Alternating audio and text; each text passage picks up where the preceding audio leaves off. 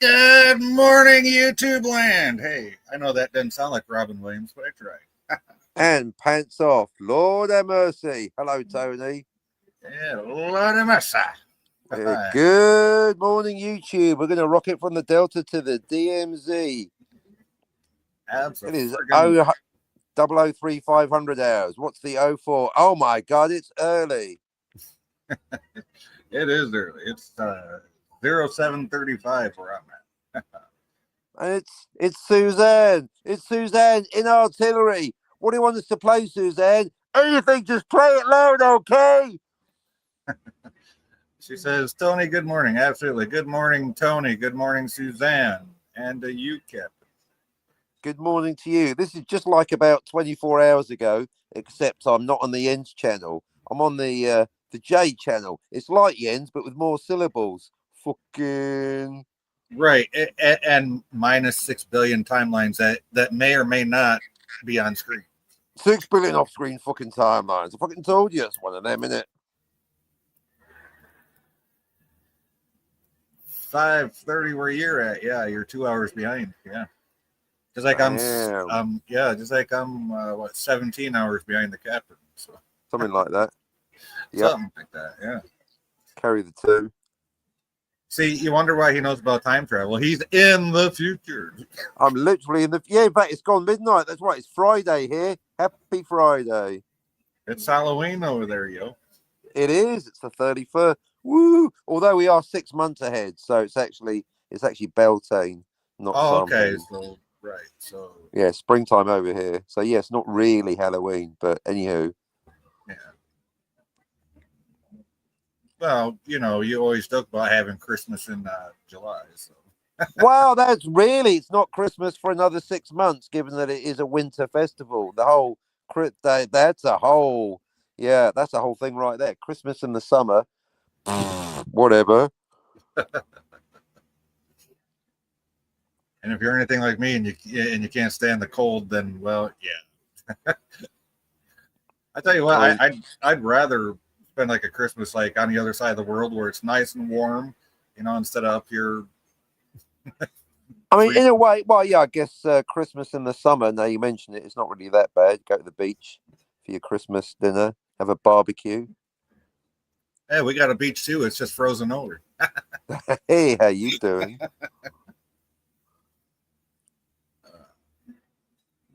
Suzanne says, this channel has functional gray matter so large difference between Jens he's brain dead. With all due respect to Jens, it's we're doing a very easy comparison. I mean, Jens, if you're out there, there's we're not just gonna abuse people, shout at them, hurl drunken insults, and go fucking sorry no bitches. I mean, yeah, Christine was bringing up some points in last night's stream. Well, this morning's stream. Last night into the stream. I must say, the very last point she made is Yen's level of stupidity. No offense, Christine, but the answer to the grandfather paradox isn't, I'll just forget about it. Yeah, well, yeah, because she was going on about, well, if we're in a simulation. But even if you're in a simulation, it needs to make sense. So. Right. In fact, it has to make more sense because it's a simulation. I fucking told you. Tony says, I honestly feel like he needs some help. Possibly, but you try telling him that. But you could say that about a lot of YouTubers, to be fair. I mean, I think PvP could do with some therapy. I think he just needs a good hug session. Something like that. But you do it, not me.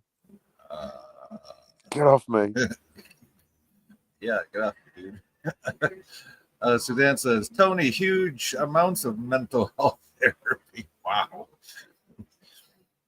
But no, seriously, like, if you've ever heard Jens or talked to him, all you need to know are fucking and fucking, like, literally, that's fucking effeminate.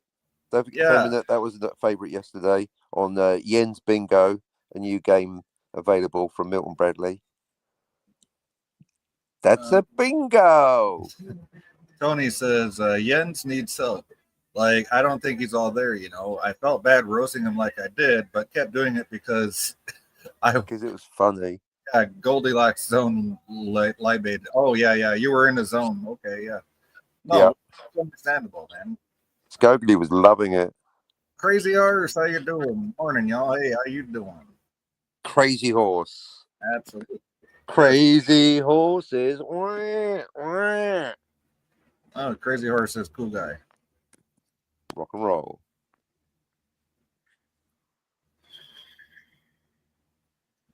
So But I trying mean, to. look, look I guess at least we're talking about Jens, so I guess he did leave an impression. I mean, a bad one and a headache, but he did make an impression. I'll give him that. I mean, you know, they say even bad press is good press. I mean, he's still getting press if you think about it, because we're up here talking about him. So Right. I don't know if it's going to get him any subscribers or listeners or fans, but and he's too afraid to debate Tony about time travel. And it's funny how he mentions the word gaslighting. You're the one gaslighting, Jens. You're the one too chicken to debate Tony. Buck, buck, buck, buck, buck up. I know I even offered my channel as a neutral territory. So You are the neutral zone. I'm I just happy that more and more people, I think we've now passed the tipping point. More and more people get Clobby's Law, time travel, the teenage grandfather erasure paradox, the summing up in 5 words, no to one malleable timeline, or as Jay puts it, you can't change the past. right? Different way of saying almost exactly the same thing. So all agreed. And then following that logic, Back to the Future necessarily has 3 timelines, all on screen, Jens. Just 3, not 6 billion. Suzanne says you were pure comedic genius, Tony. Uh, There you go. Crazy source is saying hi to Tony and Suzanne. Suzanne says, hell, so did Melted Copper. He left an impression. Yeah, but in a worse way, I think, than even Jens does. Getting me thinking, how do we actually measure success on YouTube? Because a lot of us measure it from subscribers. I measure it from listeners. But as I say, I'm happy. I was happy I actually broke the Teague barrier and had 11 listeners earlier. But like I say, Robert Meyer Burnett, he gets 300 to 500 listeners, but he still doesn't get Blade Runner. And then compared to John Campier, he feels like a shrimp. So maybe listeners aren't the ultimate measure. I think that the true measure is, you know, Yeah, at yeah, least believe in what you're talking about and be honest, not only to yourself, but to your audience about what you're talking about, right? Don't yep. just go up there spouting off a bunch of BS, right?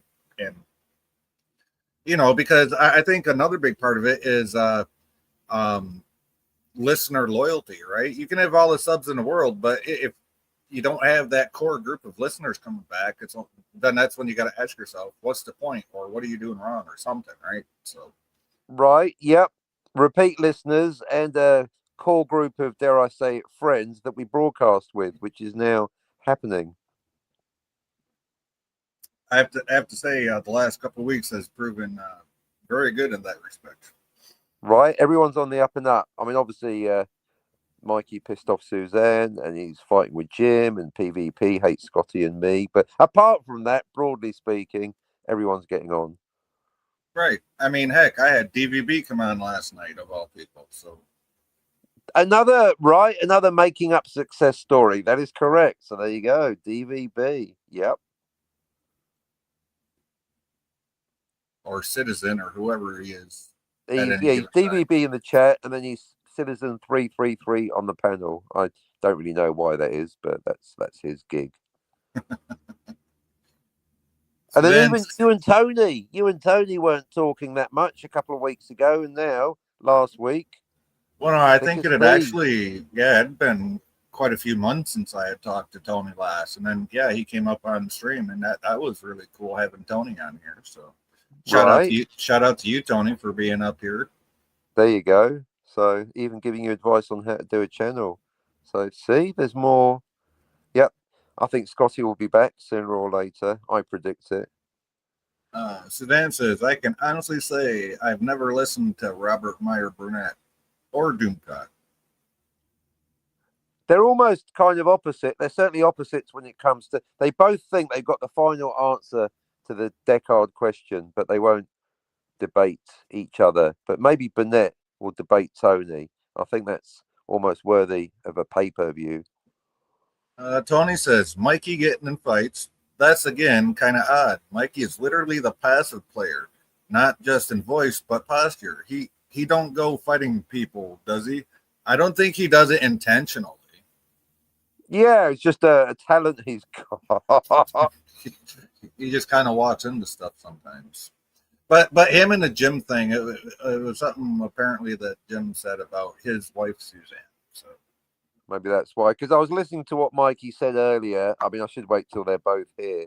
But it seems like Mikey, like I said, I'm always looking for who's got the hump with who. Like, I'm quite happy with PvP. So, like a conflict is when there's two armies fighting. So I'm happy with PvP, but PvP hates my ass. So with Mikey and Jim, I think it's mutual. Because from what, Mikey was saying earlier, I think right, he's a bit with upset Mikey and Jim, I'm pretty sure that is mutual. So. Right, where Mikey's not upset with Suzanne, but Suzanne is upset with Mikey. Right. Oh, Suzanne says, I'm absolutely loving that the two of you are cool now. Well, you know what? It's like I said before, life is too damn short to worry about dumb shit. So, amen. Suzanne says, Tony, he's apologizing, but I'm not listening. F him. Talking true about story. Mikey. Yeah, true story. It's on last night's stream or this morning's stream, whatever you want to call it. Yeah. Yeah, that was apology denied. Yeah. Rejected. Try harder, Mikey. Maybe buy Suzanne some flowers or some shit. Or go cut her grass. Do some fucking thing. But I think Mikey and Jim could sort it out. Certainly quicker than PvP and Scotty. That's not going to happen for a while. No. There's an underlying issue there that neither one of them really wants to confront. So. That's if neither of them really want to make up, then we have to accept it's not going to happen. Or because we like Jim as well as Mikey, we might have to push them together to do the hugs because I like to see Jim back up here. All right. I mean, he did listen 2 hours after he said he was going to bed. So there's that. There you go. I definitely want to see Scotty up here because I find Scotty entertaining. The last couple times I streamed, I sent him the link, except for last night, because he read them, but he didn't do nothing with it. So yeah, if he wants to come around, he can come around. The link's at the top. So I've DM'd Scotty. I mean, I DM'd Scotty about Jens's, and I checked Jens's chat. Scotty did actually show up there, but by that time we'd all left. Suzanne says he could chew the damn grass, Jay, like a cow, and it still ain't gonna happen. Wow, cud. That's okay. All righty then. Can't argue with that. Yep. Don't want to argue with that either. Indeed. That's a woman who has her mind made up right there. Yep, can't argue with that. Well, they don't call her badass grandma for nothing. No. A title well earned. Yup. Just ask her grandson. Nice. But yeah, I think Scotty might come up. And again, I need to clarify for legal reasons that Scotty is allowed to come up. He does not require written permission or verbal from anti-derivative Jill. She's not his wife, his mother, or his boss. Scotty is allowed to go where he likes without asking Jill first. Yeah, she's not his keeper, apparently. So apparently not. Definitely not. Regardless of what may or may not have been heard before, yes. Don't believe the rumors. Yeah, don't believe the hype. It's a sequel. Nice. As an equal, can I get through to you? Suzanne says, nothing worse than a know-it-all. Motherfucker. Nothing worse than an itch you can never scratch. Especially the 7-year one. Oh, the 7-year itch. That's a bad one. The worst yet. No comment.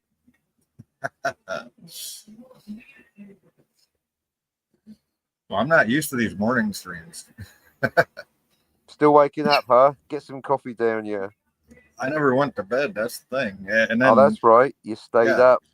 And, well, I'm kind of glad I did because Nikki woke up around 5 o'clock. So it worked out. I'm generally not used to midnight streams. I haven't really done those since the beginning with Brown Alliance. But then again, thanks to Jens, I was doing a midnight stream for me yesterday. So there you go. No midnight stream for years, and now 2 in a row. Nice. Tony Fun. says, working on Skeletor as well as a new venture. Oh, very cool. Very cool. Awesome. Yeah, when Tony was taking the piss out of Jens, I was using the time to finish my latest video, which is now available, about the dark side of the moon not being the far side of the moon, except when it is. Yeah, that was actually pretty funny. Yeah, I've been holding on to that one for a while. But you know, another YouTube channel, one of those big science channels with tens of thousands of subscribers, just did a video about the dark side not being the far side. So it was one of them when people go, oh, nobody cares. Now, clearly, people do care because the big channels are talking about it. That's why I'm like, fuck, once again, I got there first. I better get my video out. So here we are. Yeah, and you did. Yep. Crazy Horse says, yeah, I was a little shocked to see you on. Just got Alice off to work and making breakfast. Oh, very cool. Yeah, we'll have to do more of these morning streams. I reckon. Yeah, we'll have to do some evening streams and morning streams. Afternoon streams, all the streams, all the times. All day, all night, right here on Dave TV.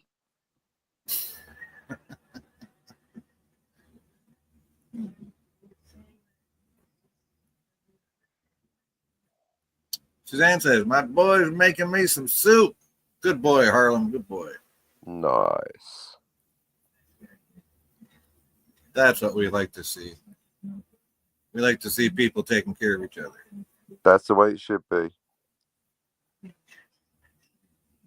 So for all those people that are shocked that me and Captain are talking, or in Suzanne's case, happy about it, well, yeah, because you know what? It doesn't do any good to hold a grudge for almost 2 freaking years, right? So Exactly. We had enough time apart, and ultimately, the audience wanted this to happen. Got to think of the chat. Got to think of the people out there. They need entertainment. and that's why we're here. That's entertainment.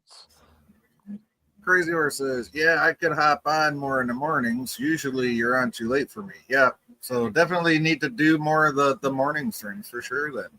Oh, there you go. So you're going to get different people on different time slots.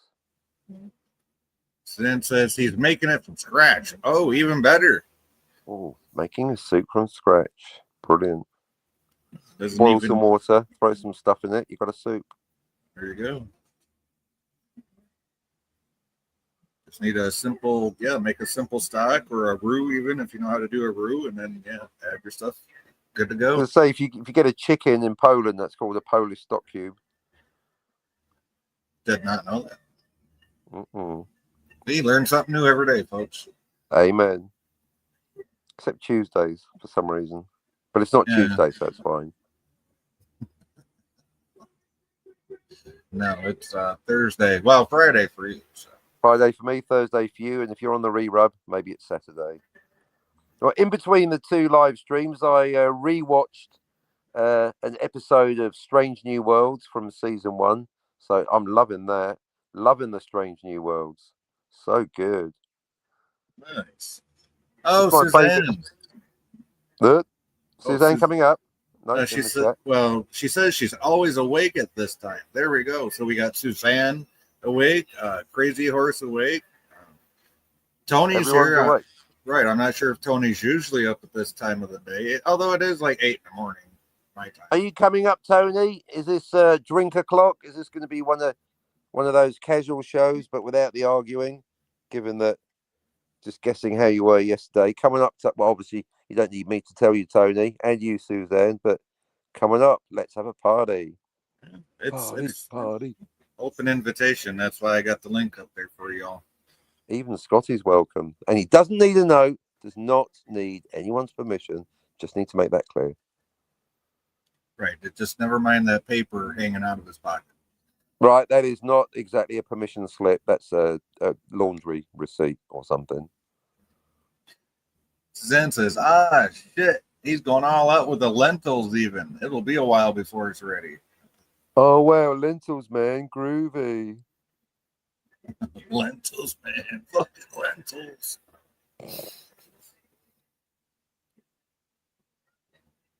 Yeah, Neil out the young ones loved his lentils. I just wonder if lentils are like the new age lewds or something. They're a bit, well, they're a bit, yeah, they're kind of, there's no meat in them. In fact, what are they made of? Lentil, I guess. I don't know. Oh, there she is. Hey, Suzanne. Suzanne. Hey. So, Suzanne, you and Mikey, are we going to see Peace in Our Time? Not fucking happening. All right, say what you mean. No. Tell me you don't like Mikey without telling me you don't like Mikey. Right, pick the bones out of that one, folks. Know it all, motherfucker. If you had to go out with dinner with Mikey or Jens or Mussolini, who would you pick? Mussolini. And why is it Benito? How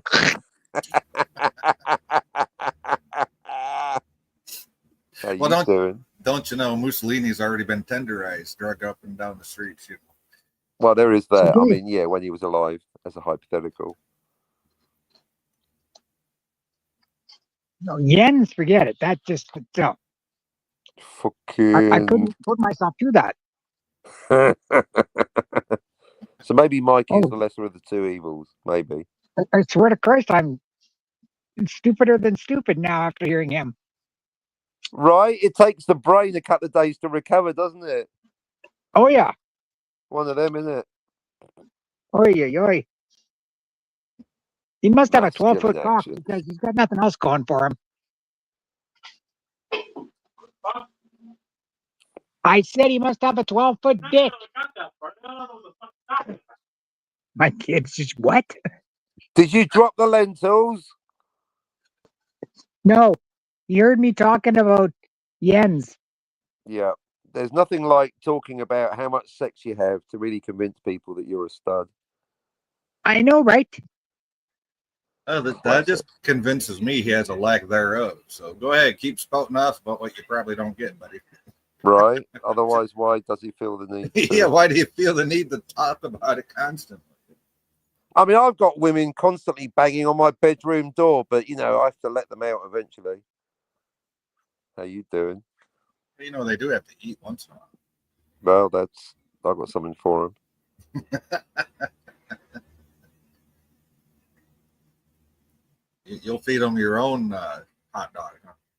Yeah, I mean, I like eating out at home. I still can't believe Mikey didn't get that joke last night. Which one? When Suzanne said something about the hot dog. He does sometimes take sarcastic comments seriously. Bless his cotton socks. Oh, Tony says, no, I'm sober and knee deep in work. I'm writing outlines, preparing short story crossover what ifs with Warhammer 40K. The next venture. Nice. Crumbs, he's a busy man. Nice. No peace for the wicked. I'll give it. I gotta give it to Tony though for being on the grind. You know, that's. Yeah, he's an ambitious man. You got to respect that. Got to respect the hustle. He works hard. Yeah, he's one hard-working bugger. That one. He's the James Brown of YouTube. I've not seen Lemon Pie or Eugene. Yeah, see, that's two listeners that I used to have that I fear I've lost. Basically, I noticed they're on the Jill show and a few other shows, but they don't tune into me anymore. But I like Lemon Pie. He always says hello when I see him in the Mark D with the C chat. Oh yeah, but Eugene Bird not so much.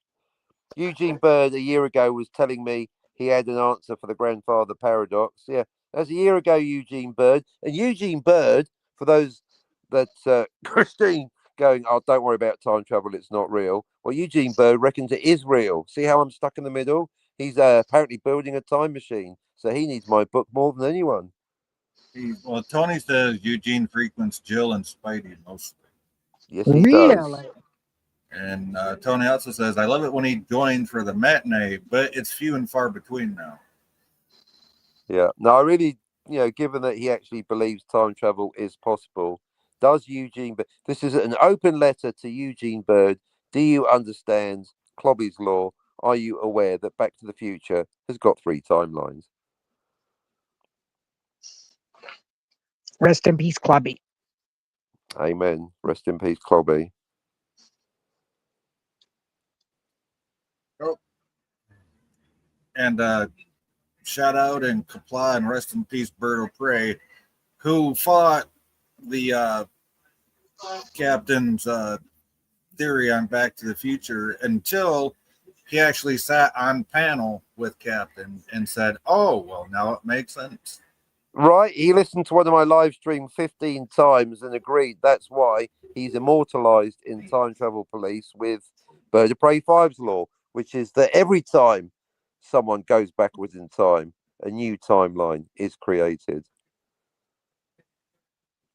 Oh, here we go. Shameless plug from Tony. Speaking of Halloween, variety show tonight, 5 p.m. Eastern. Very good. Very Rock nice. and roll. Who's on the panel?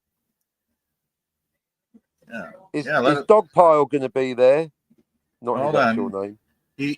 Tony says, and after October, I'm taking a break. Gonna only hit one live on Wednesday and get back to lives on Saturday for the first week. And so far, he says, me, Tony's on the panel. Yeah, how did the fundraiser for Dogpile's computer, not his actual name, how did that go, Tony? Is he going to get a machine? Oh, Tony says he's on the panel. It's the variety show. Okay. Right. That's the one, basically, Tony's one-man show, basically. It's the variety show. Ah, okay.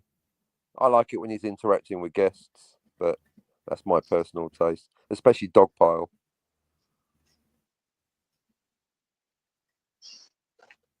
No, I like the variety show. It's pretty entertaining. Raised $50 essentially. That's a start. Don't know if it's going to buy a computer.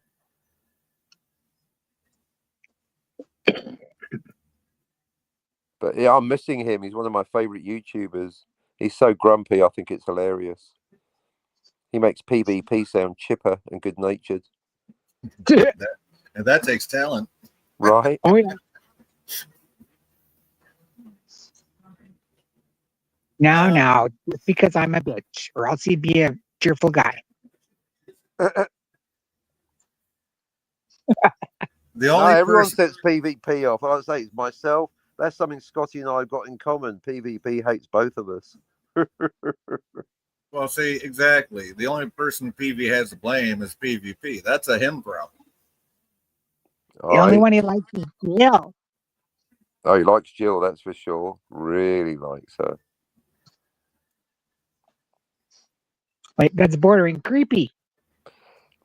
When you get super drunk and starts coming on to Jill, again, that's one of those many YouTube things that I find unintentionally entertaining. Horny PvP. Do you remember a couple years ago, or whenever he first started going around, like Jill had to literally come up with safe words for PvP, like when he would like start getting too creepy. Safe word, really? What, like shut the fuck up, PvP? Yeah, basically, shut up, PvP. Yeah, basically. That's a good safe word. Wow. And she's married yet? Not married. Yeah, I believe she is.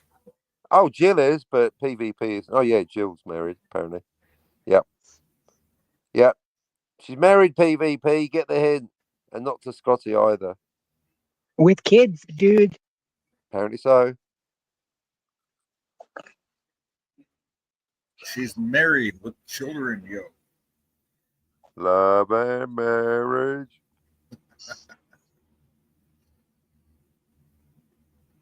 I love that show. It's like one of the only sitcoms out there to actually portray life in a dysfunctional household. So, hey, gotta love it. So what's on the agenda today? Yeah, we got an agenda. Or are we just freestyling it, Jay? Yeah, we're just kind of freestyling right now. Very good. Well, you All guys right, are don't let rocking Tony just hear you fine till say I that. popped up. What? So you guys were going just strong till I popped up. Well, we're just winging it, really. If there's no agenda, I mean, I've always got a few topics backed up. I can always talk about time travel, but that's with the new time slot. It's good to see who's going to be in the chat and indeed the panel to see how much they know about Back to the Future. Right. See, we get different audience members, then they might need some education on the time travel basics. So you Right, never know. one show at a time, one listener at a time. I'm going to make sure that by the end of the year, everyone, apart from Jens and maybe Christine, understands that there's 3 timelines in Back to the Future. And I ain't talking about the fucking sequels.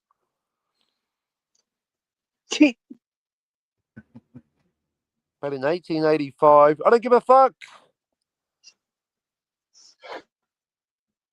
Yeah, I Let's mean, not come run on. before we can walk. Let's all agree on the first movie before we start talking about the fucking sequels. I mean, I can't Oh, even talk about the first sequel until we all understand timeline shunting. which, by the way, is a relatively new thing. That is, I only made it up a few weeks ago. It's pretty much the last invention for time travel police. But yeah, without timeline shunting, there's no Back to the Future 2. You're welcome, Bob Gale and Robert Zemeckis. You are welcome.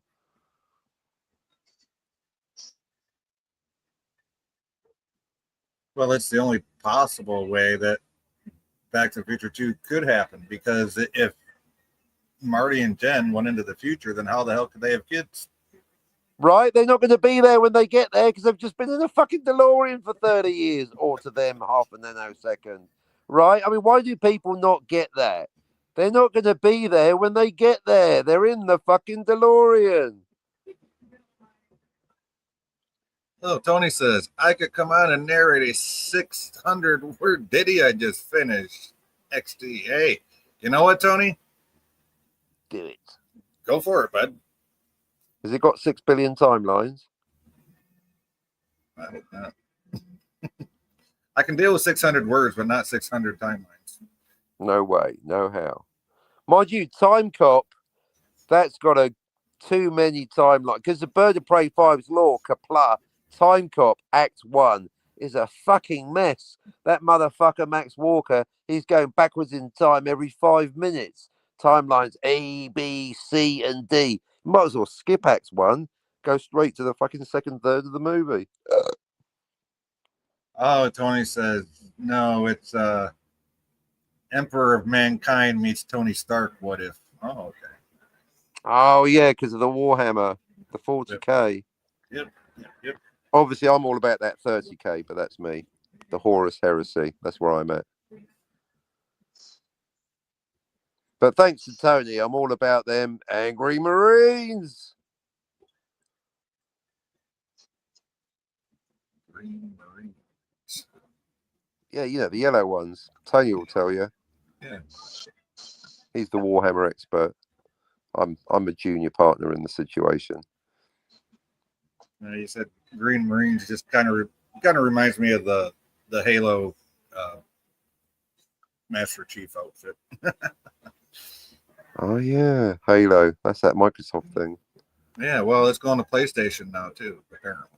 Is it really? So it's not. Oh, that's interesting. I did not know that. There you go. I did learn something. Yep. So that's why Microsoft bought all these studios, right? And well, I mean, Halo was like a Microsoft Xbox exclusive since the beginning, but Right. but Every there's new hardware needs a killer app. right, but now there's with Xbox trying to expand their digital platform. There's been word that Halo is going to be going over to PlayStation as well. Huh. All I mean, I'm about. not a big video gamer. I'm all about, as you know, board games, war games, tabletop role playing games. I'm rocking a PS4 and Grand Theft Auto 5. That's bad. Right, yeah, I'm still rocking GTA 5 on my Xbox One, so don't feel bad. There you go. But yeah, no, I mean, it's just basically exclusives are going to be a thing of the past in the next few years, right? So it ain't we going to want matter. exclusives. Right. It's not going to matter what console you buy. You're going to be able to get any game for any console, basically. With the exception maybe being like Nintendo, right? Because they're Nintendo. So Okay, they're a bit walled off, are they? yeah. You say tabletop games. You mean like Dungeons and Dragons and Risk and. That's it. Yep, exactly. I mean, to get a bit pedantic, yeah, board games like Risk and Friedrich, and tabletop role playing games like D&D, Call of Cthulhu, RuneQuest, all that good stuff. Having said that, I'm not actually playing any at the moment, but that's something in the fullness of time when I'm a bit less busy. Jay and I have talked. I mean, I talked Jay into buying a copy of Friedrich. Unfortunately, I still have it, and it's still in the plastic, yo. Yeah, and I mean, mine's out of plastic, but I've never played it, and it requires 4 players. So we need to convince 2 more people to buy a copy of Friedrich, and then we can get a game going. What is Friedrich? Do enlighten me. Yeah, good question. What is it, Jay? I've not even opened your. It's a board game. It's got 4 players, but unlike other 4-player games, it's not 4 players playing against each other. It's basically everyone against Friedrich. So I want to be Friedrich. But you run around Europe taking over territories, broadly speaking. Okay. So kind of tactical, but beyond that, you got me because Catch-22. I've never played it, so never even read the rules, to be honest. But I got as far as that. There's 4 players, and everyone's trying to beat Friedrich. Well, BoardGameGeek.com says Friedrich Anniversary Edition 2004 board game. Defeat Prussia before the Tsarina dies. Or be Friedrich the Great and struggle for survival with a mixture of courage and willpower, blah, blah, blah. Blah, blah, blah. There you go.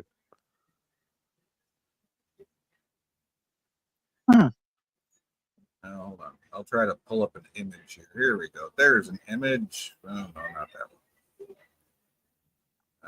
Don't judge a book by the cover, but I do like the cover of the box for Friedrich. He just kind of looks kind of surprised. Yeah, he does. Like, huh? How you doing? Here, I got it here. Oops. Oh, there he is. Hey, Tony. Well, Tony. Oh, yeah, I could take a break now that I kind of capped this one off early. Field test it. Getting into a new venture. Pretty much. Speaking of which, Tony, get someone to buy you a copy of Friedrich. Get into this. Yep, that's how much is it? All right. I paid like what, 60 or 65, and that was a few years ago. There you go. See if Suzanne and Tony buy a copy. We got 4 for Friedrich. # 4 for Friedrich. There you go. Pretty cool. I want to run this by you and make sure that because somebody who used to write for characters and stuff used to do this thing where I would just free write with other authors. It was called RP back in the day.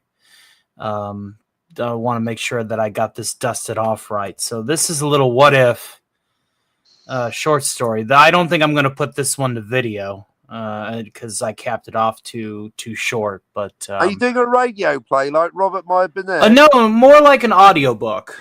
And obviously, they're going to all be like. So I got the idea when I go and I lay down, go to bed. I put on this channel called Warhammer Theorist. And it's basically an AI narrating what is obviously an AI-generated story of what if Rick Sanchez dropped into Warhammer 40K kind of stuff, and it just lulls me to sleep. So I thought to myself, okay, well, I mean, I can't afford any cool AIs to write crap like that, so I'm going to have to do it organically as well as voice act it. So using your own brain, you've got to write the story. Yes, yeah. I'm gonna take a poke at it. And so I did this in about 45 minutes to an hour. And I think it came out pretty good. So I titled this one "The Throne and the Forge." Background music. The air shimmered with impossible power. One moment, Tony Stark was standing in his Malibu workshop, arguing with Friday about the stability of a new arc reactor prototype. The next, the room was gone, replaced by a colossal cathedral-like hall of golden light and shadow. He blinked. Okay, not Malibu, not Earth, definitely not Kansas.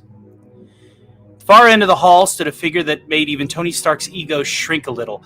Clad in armor that radiated a light somewhere between sunlight and divinity, the man was tall. Too tall. His eyes burned with the intensity that could melt titanium. The aura around him felt like standing too close to a star. Anthony Edward Stark, the figure said, voice echoing like the toll of 1,000 cathedral bells. You have been summoned. Tony adjusted his tie, despite not wearing one, a nervous tick. Right, summoned. Usually I get a phone call first. Who are you supposed to be? The space pope? I am the emperor of mankind. Tony whistled low. Catchy title, bit on the nose though. What happened to just Mr.? The emperor didn't smile. He didn't need to. The sheer weight of his presence was answer enough. You are the creator of machines, the emperor continued, and armors and solutions to your timeline. A man who fuses his intellect with will. I have brought you across the immaterium to see what humanity once was, and what it must become again. Tony circled him slowly, eyes darting across the golden armor's seam, the faint hum of psychic energy within. That's quite the suit.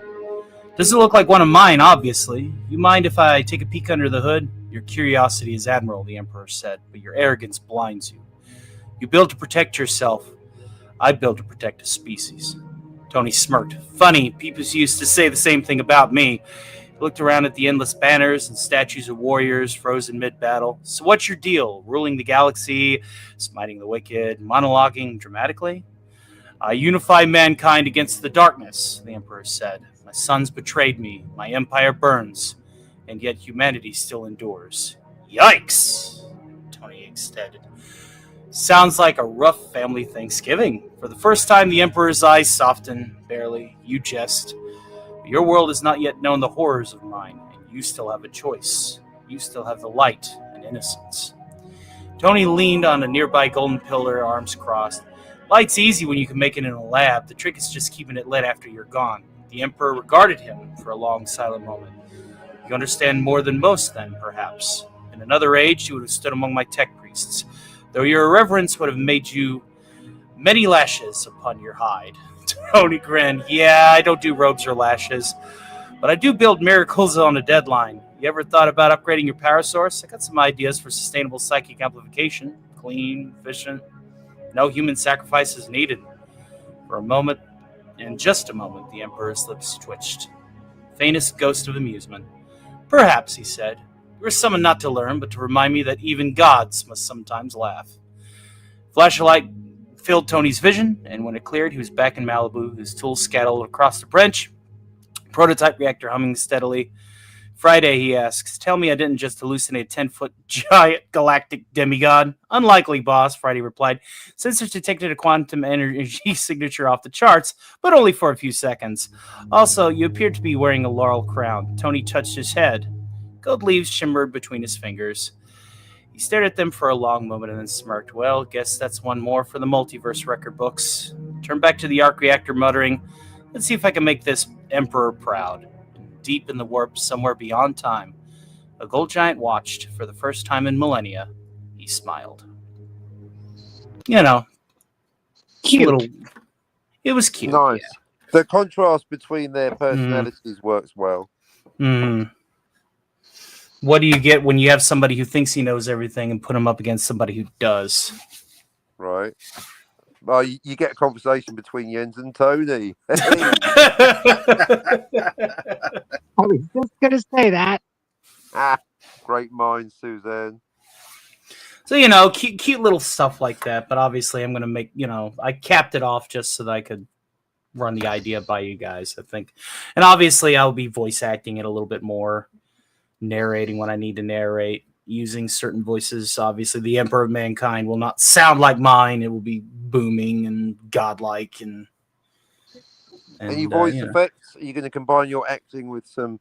No, acting with some vocal effects, background ambience, the whole nine. Yeah, make it into an audiobook. The Gregorian chanting. Mm-hmm. So yeah, that's what I'm currently tinkering with right now. Now I am using AI to generate images for it, but this is what I got came out here. If Jay, if you want to share this, this will make a good thumbnail for whenever I tinker with the story here. This is a ChatGPT image, and it came out pretty darn good in my opinion. Nice. Yeah. Mm-hmm. Yeah. So always the grind. No peace for the wicked. No peace for the creative. There you go. Nobody can say you don't put your time in. Yeah, empire building, isn't it? Essentially, yeah. It'll be a good upload. It'll be a good upload slot. If I could crank out a story on Mondays, which are usually my days off from lives anyway, crank out like a 1,500 word short story, from rough to final. Voice acted on Tuesday before I do the one thing that I do Tuesday nights. I could hopefully have a video up at least once or twice a week if I really hustle alongside all of my other stuff. Cool. So that's the plan. Thanks, That's the plan, Stan the man. That's it. I was just going to say, you got to have a plan, Stan.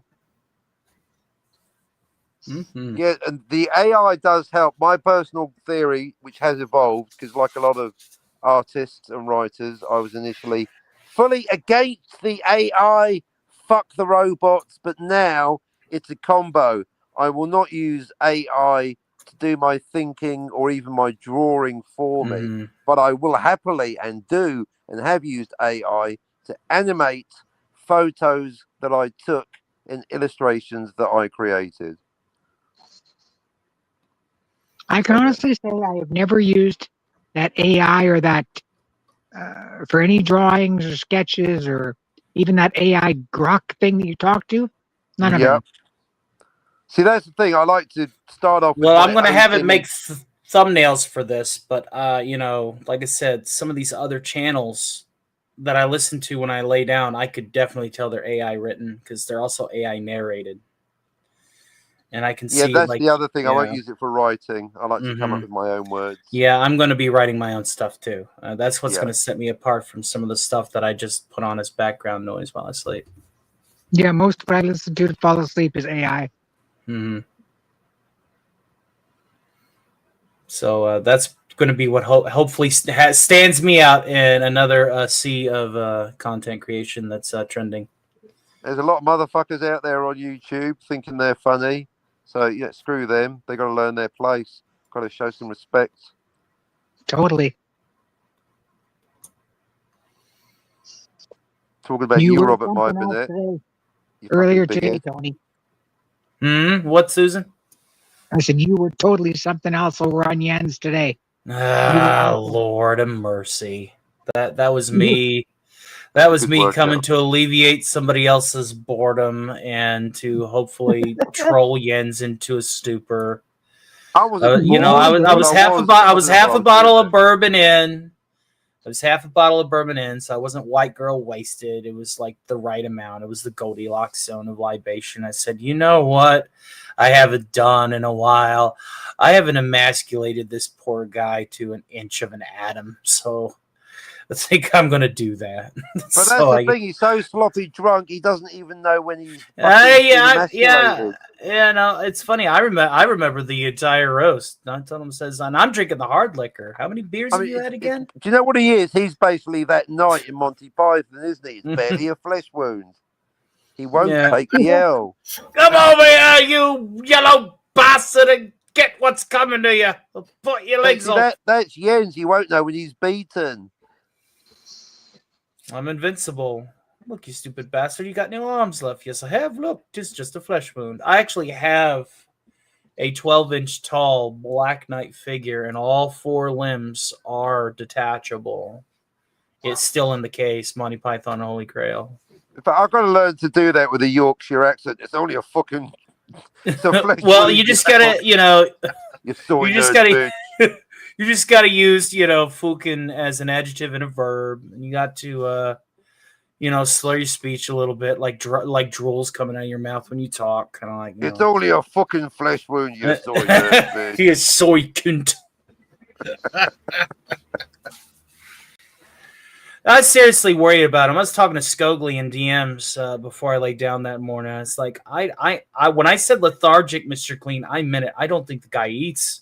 Yeah. The skin is hanging off of his bones. You can tell. There's something wrong with him. He needs help. Intervention on YouTube.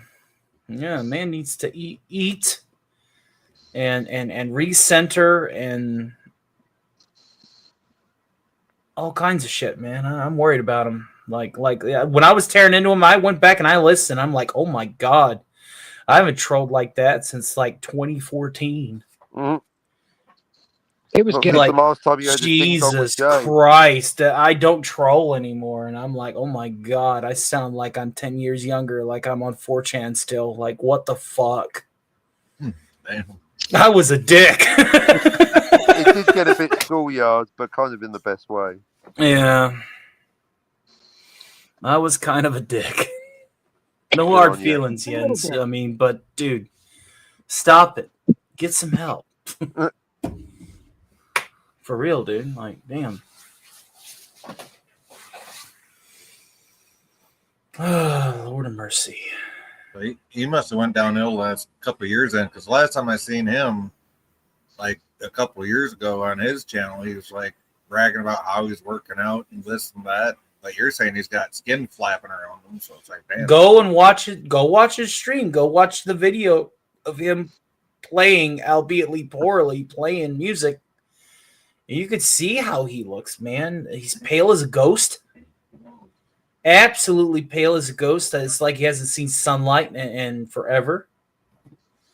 He's pale as a ghost. His eyes are sunken in, which hints at weight loss, sudden weight loss at that. The man looks like he needs to eat. And then he goes and he brags about not working. And I'm like, you obviously need to work with the stuff you're putting out, so you probably need to get a job. Is the government helping you? What's going on? Is everything okay? Like, I legitimately, in between flash fire roasting him, was like, hey, man, what the fuck are you doing? Are you legitimately okay? But this is the problem. I think on YouTube, the issue is he basically doesn't play with the others. Like, he's not here now. That's the thing. That's why we're talking about him, not to him, even in a supportive way. If he was here, we could give him an intervention. But he's not on the panel. He's not in the chat. He's not. That's part of it. He's not listening. He's not interacting with other people. Come to think of it. Hello, he's gone loner. Oh, hey, how's it going, Jay? How you doing, Tony? Happy Halloween Eve. Mikey. Yes. Oh, is that why Suzanne's gone? I'm sorry. You and Suzanne must have had a falling out, I guess. And I also understand that you're... Do you want to elaborate on that? Is there anything that we could probably do to help? To be honest, Tony, I still don't understand what I did. But, of course, my Suzanne said, go ahead and rewatch Gorilla's, stream he did on Tuesday, his cigar lounge. And then I'll see if because I did tell Susie, I said, Eckstein, I did tell her, I said, if for any reason it was me and I didn't really recognize it, but now if it was me, immediately I became apologetic because I consider, Suzanne Eckstein and Harlem, I consider them like family. And this really bitterly hurts me if she thinks that I made fun of her or her family down in the Caribbean or anything. So I don't know, man. Well, I think you guys need to just find a place to have a sit down and hash the shit out, because the last thing we need is for some people to reconglomerate, reacquire their circles while others are having falling out. There's that I mean, I understand the balance that might be made from like a Thanos like view of, well, not everybody could get along, we have to have half and half, but like, no, we really need to stop having all this YouTube infighting and drama and this shit and the Rick and Roll. But I think for you robot Infinity. Yeah, just a bit there, Cap. Soundwave mode activated. Wonder Twin power is activated. No, just Soundwave. Well, it looks like his audio is completely dropped. I know. I was just making fun of the refresh, brother. You might need to refresh. The Super Friends. Yeah. Sci-Fi, are you there? Yes, we're here. Yeah, you all right. So your point that you were about to make, Finity, was dropped about 2 seconds into your point. Oh damn, it was so profound as well. Well, it's just that basically for every 2 YouTube couples that make up on the J channel, there's one that breaks up. So we're still ahead. But yeah, we need to all the people having arguments, just everyone sort it out, life's too short. Fuck the dumb shit is basically what I'm saying. Yep, and you know it's bad when he's quoting me, folks. So there you go. The dumb shit. Yeah, that's well, no, you know, remember what they say is imitation is the sincerest form of plagiarism. Or that. Form. Yeah. I totally did. It is the sincerest form of plagiarism, but my God, if I don't talk like Rick and Morty, there's a problem. So Adult Swim can just suck an egg. Don't get off the central finite curve. Yeah. Well, Susie is still in the chat. She says, "Oh, you did insult me and my family by laughing at us when I told Gorilla he would be treated like royalty if he mentioned my surname." If he mentioned, your ex. Okay, so there's the root of it. Like I said, I will rewatch it. I will rewatch it from beginning to end. Or here's how you expedite this. You simply go, "I'm sorry if I offended you. I wasn't trying to." And then give her space if she still needs space, and then you guys can talk in, I don't know, a couple of days. Know, that would be my advice. Sure. Well, Nickel's worth of free advice, you know. Yeah, sure. No, I already told Suzanne that you know, if I had unintentionally. I fucking told you. Yeah, just start using the fucking told you intentionally, insulted her or her family or anything. That wasn't my intention. Like I said, unintentionally. Then it is on me. And I apologized. And I said, I'm being apologetic right now because I consider you family. All of your family. It doesn't have to be just you and Harlem. It can be all the rest of your family. That's also important to me. Yeah. So I do. I think of Suzanne Eckstein as a sister. I absolutely do. Just like Brother Jay here in Michigania is a brother, and Cap, and yourself, Tony, and so we got to stick together, or we all sink together. So there you go. There it is. Yeah, that's the whole thing right there. Yep. Like the Enterprise crew, got to be functioning as one unit. Well, like the Enterprise. How else are they going to break into the Star Trek Rhapsody if they're not functioning as one unit? Well, just like this, she said, just like the Enterprise D. Actually, I said that. She said, "Tony, let it die," and then she says, "I love you bunches, Tony." Nice. So, yeah, Suzanne doesn't want to deal with it anymore, which I can respect. She don't need to. We figured it out. Hey, I'll still keep her channel. I'm still subscribed, and I never left it. And I think you're right, Tony. You just have to give, Suzanne her space, and I respect that. I do. So remember, at the end of the day, you're not going to please everyone, but at the very least, if there's somebody that you've offended, all you can do is apologize, and then it's really up to them. I did apologize. Jay heard me. Suzanne, it's up to them. And if she doesn't want to fuck around with it, then you give her the space, and she doesn't fuck around with it. Yep. Life's too short to be hung up on things. Mistakes happen. It's like the old toothpaste analogy. Once it's out of the tube, you can't put it back in, no matter how hard you try. So the least you can do is brush your teeth with it and spit it out. Mm-hmm. At least get the most out of it, and move on. So Suzanne says, so Jay, what else is on the menu? I don't know. I was thinking about making enchiladas tonight.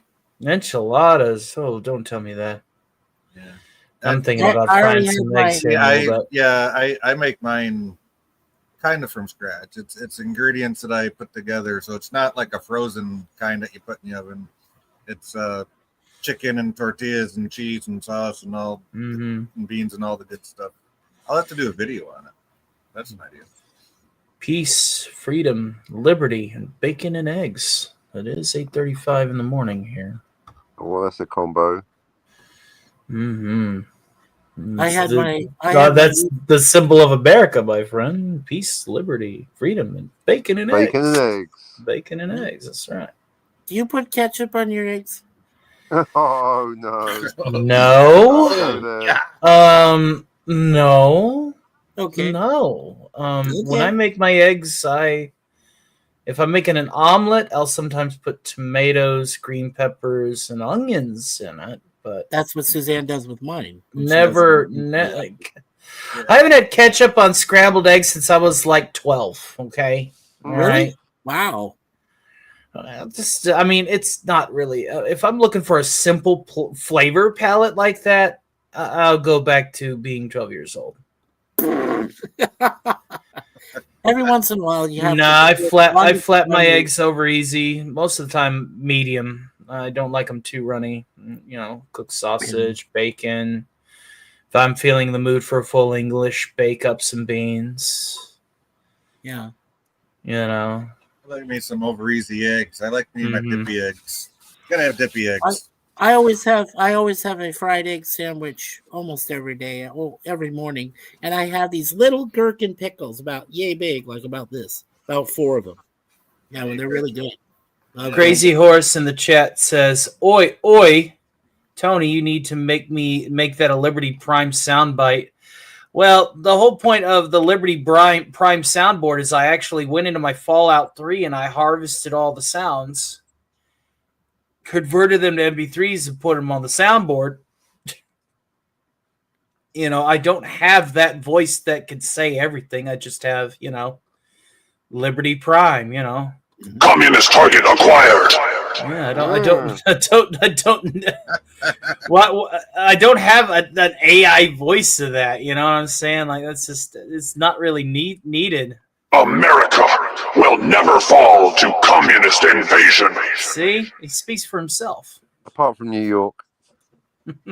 New York is really falling down the wayside for sure.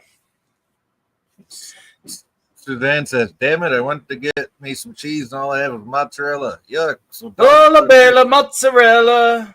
Oh, mozzarella! Wow, what's wrong with that? That's some good stuff right there. Mm-hmm. Hey Tony, have you ever tried focaccia bread, the pizza bread? No, not just the bread. I mean, obviously, when making a pizza, but not just by itself. No. Yeah, because focaccia bread, I grew up with that when I was living back in the Bay Area, and I swear my parents would always take us down to the same corner deli that was close to my grandparents, rest in peace. Mm-hmm. And we would get focaccia bread, we would get homemade fresh salami and cheese and everything, bring it home, and we'd have sandwiches and the focaccia bread on the side. Just fantastic. And then we found this place here in Toronto. It's called Metro. It's a store. And she found an Italian deli inside it, an actual Italian owner of the deli section there, and they had fresh focaccia bread just made that morning. And I was like, and we got it, and I'm like, oh, I'm back at home. I'm back in my element when I have focaccia bread. I love it. And it's so fresh and everything. All that wonderful tomato sauce and everything baked in it and everything else. It's just so good. Oh. It's like heaven on pizza bread. It's just beautiful. You can add anything you want to it too. You know, you can dip it in sauces. You can do anything with it. It's just so good. Yeah. Crazy Horse, you said you're still playing GTA on your 360. I still have my 360 with GTA on it. Are you talking about just the single player campaign, or can you still get online with GTA 5 on the 360? With this new gaming PC, that's another reason why I'm taking a week off, is I want to set it up. There's going to be some superhero modding going on. Going to be awesome. Yeah. Flying around Los Santos as One Punch Man, hopping around and just, killing everybody with one punch. It's going to be a lot of fun. Obviously, flying around in the suit. I'm going to see if I can't find just about every Iron Man mod out there. I want everything from like the Mark III all the way up. I want all the suits.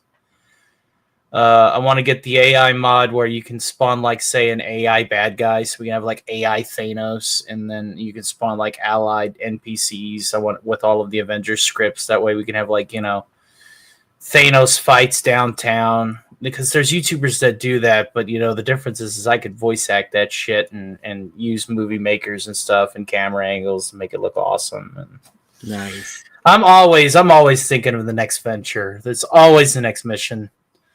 Hashtag never settle. Scoop them all in. I like those matchups they do with the One Punch Man against Superman and Thanos against Galactus. Thanos got rickrolled by Darkseid and they. I know, by Darkseid. I know that was. Well, I mean, to be fair, Darkseid is a god and Thanos isn't. True. So, I mean, it makes sense that, Darkseid would eventually raffle upon him. They actually highballed Thanos and gave him the Infinity Gauntlet. They gave him, a handicap. Well, we need to give him the Infinity Gauntlet so that he can at least contend. So at least with prove that he's kind of invincible. Yeah. So he could contend with Darkseid, pretty much. Uh-oh. Somebody's fire alarm is going off. Yeah, somebody probably smoking some more weed and they set off these sensors. Oh, I see. It's so insane. I've been torturing people with this occasionally. I'll just, throw this out there. Who the fuck needs to change their battery? God. Stop that. Little subtle things like that. Oh, you talk about when the batteries go and all. Yeah, of a sudden you hear this. It's you hear that? Yeah, yeah. It's like crap. Essentially, You have lost the lead. Anytime I watch movies now, and there's like big gunfights and shit, and somebody gets shot in the head, I'm like, headshot. Nice. Video FPS announcers are great. Impressive. It's like, welcome to the tournament. 3 frags left. Yeah, I was watching an old Jet Li movie from 1994, Fist of Legend, where he went up against that big Japanese officer guy, and they almost killed each other in the fight. It's one of the best fight scenes I remember. Yeah, so who's beeping? Well, that beep is that? That's me.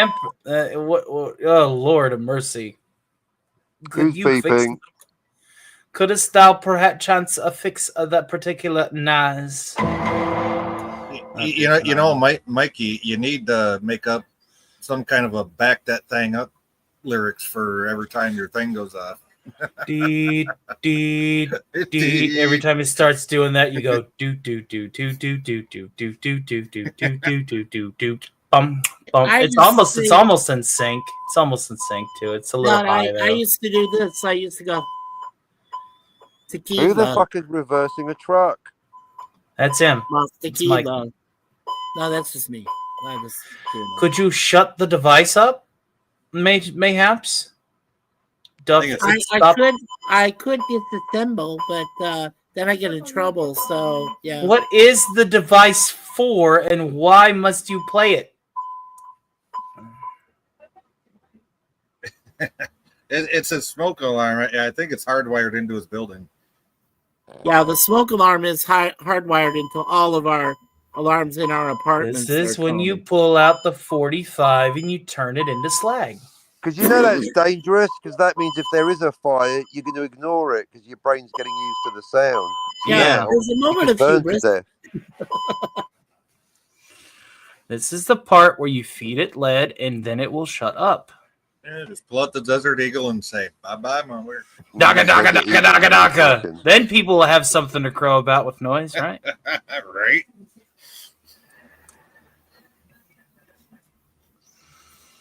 That would be how you would do it. so- I have my bolt pistol. My bolt pistol will make one noise versus the thing that makes all the noise. Crazy or said, Pow! been playing single player, not sure about online. I never actually set up to do that. Last he heard, they took the servers down for. Oh, that's right. Yeah, they did take the servers down for the 360. That's right. Yeah, single player offline, the best way to play GTA. Well, that and Fallout and, all these stories that are meant for single players, And that's why I had a falling out with Call of Duty, is because it started pushing the online deathmatch angles and was, not providing the kind of stories, the World War II narratives and that they used to do. When I came out with 20. What happened to scuttling a Nazi U-boat? I remember scuttling Nazi U-boats. That was fun. Right? Why can't we do that anymore? Why has it got to be all online? Inside the pens there in France. Mm-hmm. Yeah. Yep, my PS4 is strictly offline. Yeah. Old school.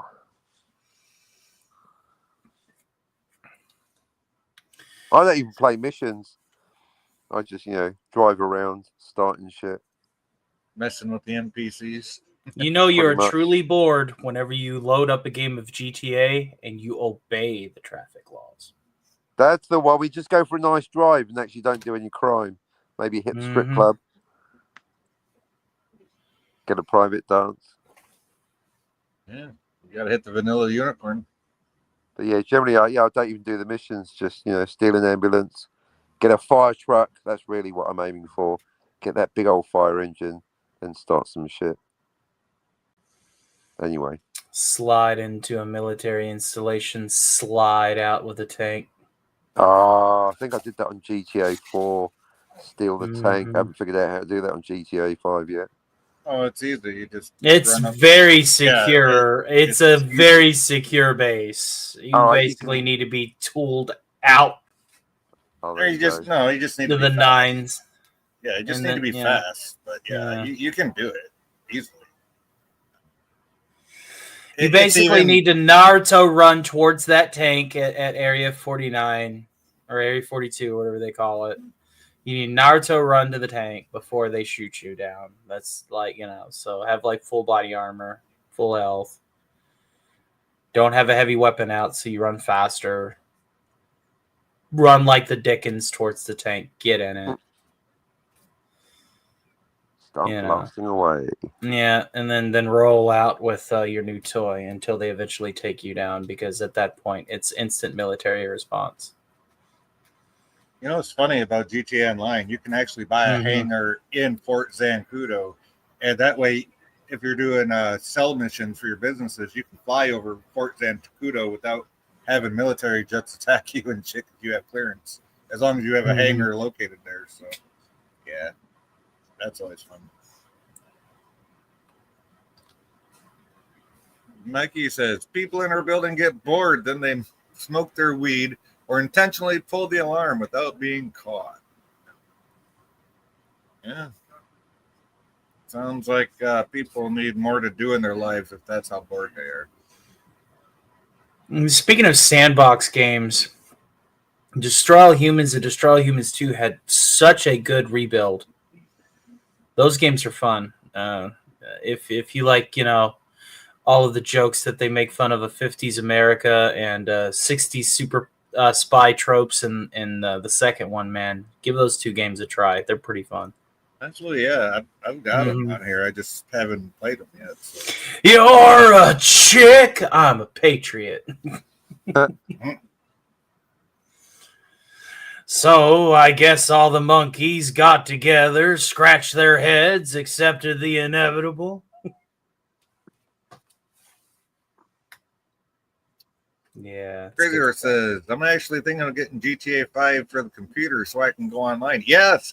Plus, you won't have to Just pay. beware the griefers. Stick to Yes. cities that are Well, yeah. or invite only lobby, which is really nice. So you don't even have to invite. play with Yeah, other people. if you host your own cities and just like do invites only, you'll be fine. Yep. Invite only lobby. It's Mm-hmm. the only way you're going to be able to build up your businesses without people griefing you constantly. So, Mm-hmm. and plus you won't have to pay for Game Pass. Even at the lowest one is $10 just to even access GTA Online, which I think is stupid. It's included in the game, right? So, yeah, I hate that online play is behind a paywall on consoles. It's ridiculous. Plus, you can mod your GTA 5 on the PC as long as you don't go online with it. Like I saw this one video, somebody was flying Enterprise D through downtown Los Santos. Man, that was cool. Whoa. And me, I'm gonna definitely try and find like enemy mods. I want just look for the. Oh, I saw some alien invasion mods that were cool. There was one where there was an Imperial class Star Destroyer over the city, and it just would spawn like stormtroopers and the occasional AT-AT on the streets for you to have to deal with. Like really like it's Galactic Empire's taking out Los Santos. Will you survive? Kind of shit. That's the kind of crap I'm gonna go for, man. Nice. Yeah, this is, dude, they need to do an Independence Day mod. They need to have one of those city destroyer ships over Los Santos. That would be dope as hell.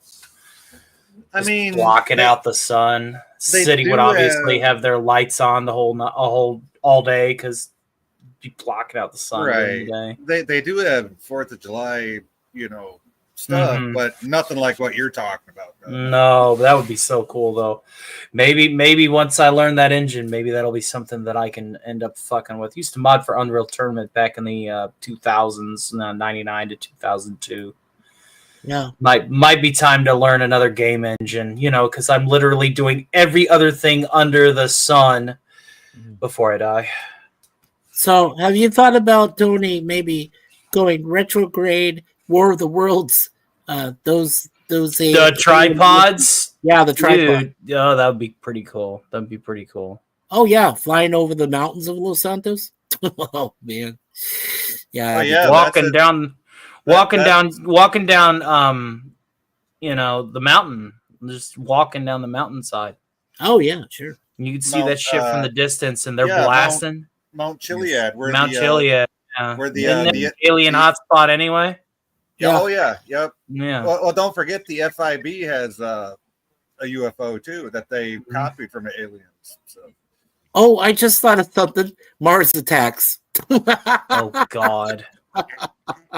The mod would have to be so good. Like you would have to have like. Oh man. You would have to have like their weapons turn people into the red and the green skeletons and shit. Like it would have to be perfect for me to enjoy it. But I can imagine the devastation. It would be so cool. Don't run. We are your friends. Yeah. We are your friends. Not yet. Yeah, exactly. Knock. Yeah. Right. I gotta say the crossover where it's Sarah Michelle Gellar's head on top of the little poodle and that was Sarah Jessica Parker's head. Parker. Yeah, I get them mixed. I do get them confused sometimes. Sarah Michelle Gellar, at least when she was during her Buffy years, was kind of cute.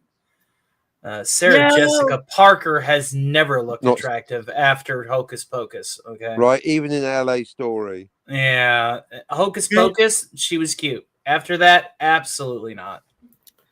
Wasn't she also in Sex and the City along with Oh, that was God. her.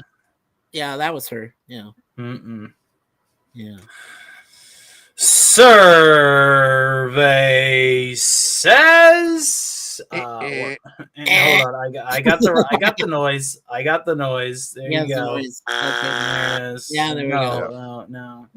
Yeah, it's all taste, but she's Sarah. No thanks, Sarah. Got any nice mates? Yeah, I have to say, Keller and maybe the early, like first 2 seasons, maybe 3, maybe the first 3, Nah, maybe. I'd rather get with Kim Cattrall.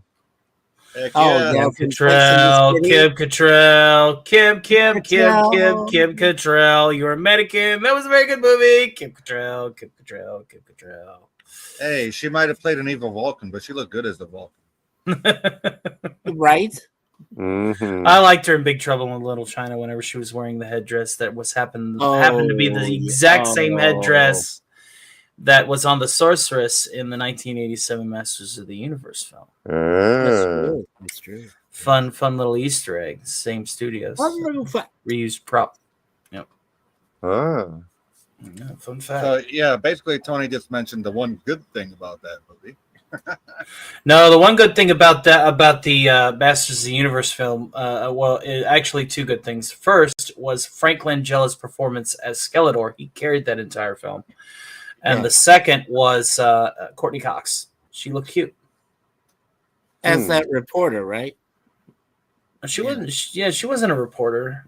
Oh, I thought she was a reporter. No, she was. No, that was in Scream. You're thinking of Scream. Yeah. Scream. Okay. Yeah. No, she was a teenager back then. Like she was a high school student. Yeah, must be one of her first roles, Mhm. apart from the video for Dancing. Well, she was recognized from that Bruce Springsteen video where she jumps up on stage with him. I So just said Dancing in the Dark. Dancing in the Dark. Yeah. Dancing in the Dark. Yeah. Bow, bow, bow, bow, bow. Bow, bow, bow, bow, bow, bow, bow. We didn't start the fire. Same tempo, different key, but it's the same 5 chords. Same 5 chords, different key, different register. Different registry, different octave. Yeah. That is an old song. I haven't done Who Lit the Dumpster Fire in a minute. Oh yeah, you made it into a Kathleen Kennedy number, didn't you? More than that, it was literally it was covering just about everything in pop culture. All the ruins. Yes, Richard Davies, Captain K, dead. French Eye Soups are gay, not terrific. Alex Kurtzman, Disney Plus, oh no. Dave Filoni, no subscription, getting lame on television. No Avengers, just pretenders. Marvel Studio.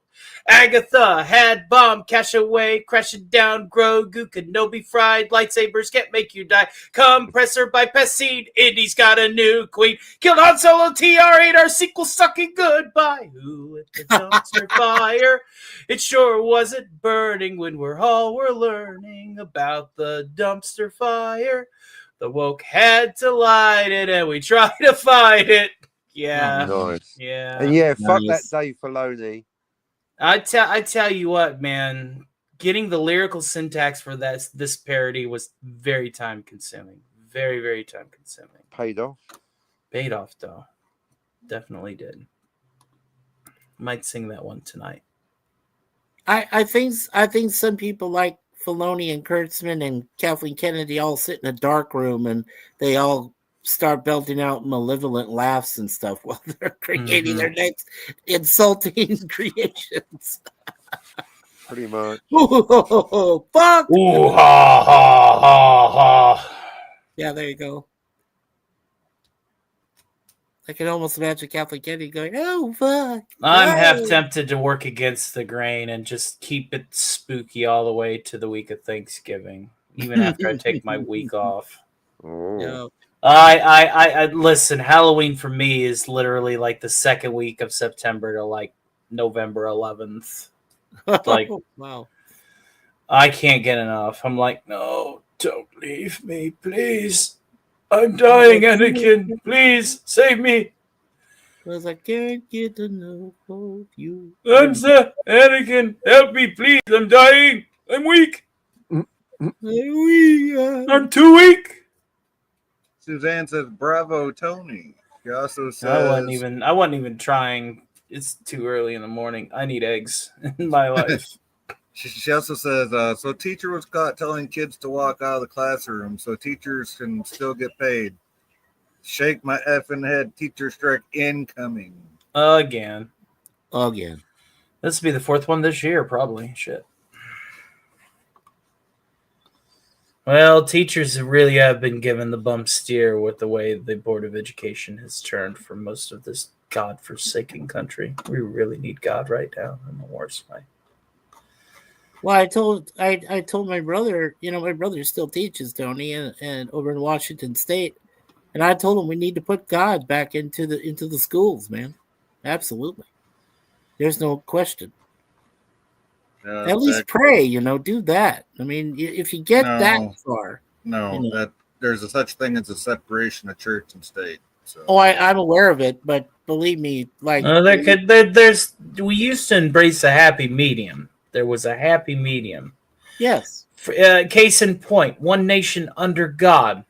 Now we don't even salute. Now we don't even salute the flag. We don't even have the Case in point, Tony. Anymore. Case in point, the under God was added in the 50s during the height of the Cold War. Because of godless communism. Yep. So under God was not in the original Pledge of Allegiance. I thought that was the addition of "In God We Trust" on the coins, or was it both? No kidding. Wow, you learn something new every day. Boom. Guys, still saluting the flag would be nice. Again, we could start there. Well, no, yeah, I mean, I could see, standing up doing a Pledge of Allegiance. Fine, I'm all for that. Mm-hmm. Right? Even I did the Pledge of Allegiance when I went to school in Fort Lauderdale, Florida, back in the day. Wow, Cap, you were in Fort Lauderdale? Cool. Yeah, I lived there for a while. Nice. Guys, I gotta visit Florida. I gotta go for like 5 minutes. I gotta run to the drugstore and get her meds, and then stop and pick something up at my store real quick. I'll be back just as soon as I can. So I trust you guys, and I'll be back as quick as I can. Okay. Yeah, we promised not to let Scotty on. Well, I know because nobody can let anybody on until I get back. So rub the lotion on its skin. Scotty. Put the lotion on its skin and allow it to breathe. Or it gets the hose again. Yes, Precious, the hose. She's going to get the hose. Oh. What a fucking weird movie. Oh, yeah. Buffalo Bill was fucked. But still played by a great actor, though. You about a size 14. 14. I love how he creams his jeans too. When he sees the tag on the back of her shirt, she looks at, oh my god, 14. Oh, perfect. Oh. Crazy Horse said that he was born and raised in Fort Lauderdale, sans the wife. Small world. I might have got to school with your parents. It's a small world after all. No! No! Anything but that. Do you know a couple of twins called Joni and Julie? They'll be in their 40s by now, probably. That'd be a weird coincidence, wouldn't it? Wait, that would be. Total coincidence. Curiouser and curiouser, exclaimed Alice as she plummeted down the rabbit hole. Indeed. Off with her head. But yeah, I was mentioning Karen. Again, don't talk about your personal life online, folks. Tony's rule number 37. But I did want to go out with a Karen. And we were talking about being in the Matrix. Karen, for a couple of frames, is literally in the Matrix. That's pretty trippy. You have to be there, really. Mm-hmm. If you pause it near the end, the big fight at the end, there's a chick in a yellow top with big tits. That's Karen. Jeez. I see. I could totally see Cap, either you or Tony playing the creator in the second Matrix. Oh, KFC guy. Yeah, KFC. Colonel Sanders of the Matrix. Yeah. You know what's sad? I'll tell you what's sad. Hell. Being in the Commonwealth of Kentucky, right? The old tradition of just giving somebody the honorific, the title of colonel, without any military background, for doing something that's altruistic when he got the title of colonel, I thought it was hilarious because this was the same Colonel Sanders who had a standoff at gunpoint at a gas station over his chicken. Like he's not this. Yes, really. Yeah, he's not this. He's not this. He's not this. Nice guy. He sold KFC for $2 million. $2 million. And kept all of his stars in Canada. Yes. Like he made some dumb decisions, man. Like they have combined, Tony. They have the combined places up here, at least in the GTA, Greater Toronto area, by the way, where they have KFCs and Taco Bell in the same building. So here you go. This happened on May 7th, 1931. Matt Stewart was busy painting over a sign on cement wall in Corbin, Kentucky when a car pulled up and 3 men were inside. "Well, you yellow dog, I see you're smearing that sign again," one of them snarled. Stewart probably didn't have the turn to know around who had spoken. It was his nemesis, Harlan Sanders. Guns were pulled, shots were fired, and by the end of the altercation, one man would be left for dead. Oh, at the time of the shootout, Harlan Sanders was still years away from founding Kentucky Fried Chicken, now technically just KFC, and becoming the honorary colonel. But he had already learned hard into the enterprising spirit would help him build a fast food empire from the ground up. At the early end of the Great Depression, he started running a Shell gas station in Corbin and soon began publicizing on the sides of barns around town. And so basically, he shot down a dude who was painting a sign on a rival gas station. Nice. So no, Colonel Sanders is not the nice guy everybody paints him up to be. But his first name was Harlan. I did remember that. So yeah, no, Colonel Sanders is not in any way, shape, or form a good guy by any means. He was kind of a scumbag, really. It's fucking. Well. And guess who's here, gentlemen? Skogly. Makes Ray Kroc seem like an angel by comparison. Mm-hmm. Skogly's in the chat. Skogly. Well, Jay's not here. That's why you're. I traded some knowledge for the knowledge obtained. Quid pro quo, Clarice. See what I did there? It's called a transition. Pro quo. Nice callback. Yeah, transition, callback, and transition. And what's Skogly saying in the chat?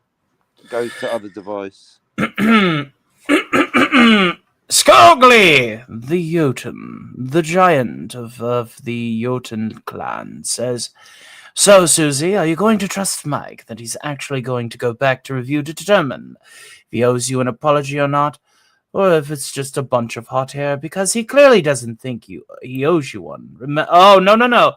Skogly, my good sir, rewind. He had apologized. In fact, I recommended that he do just that on the air, and he did that over here just a few moments ago.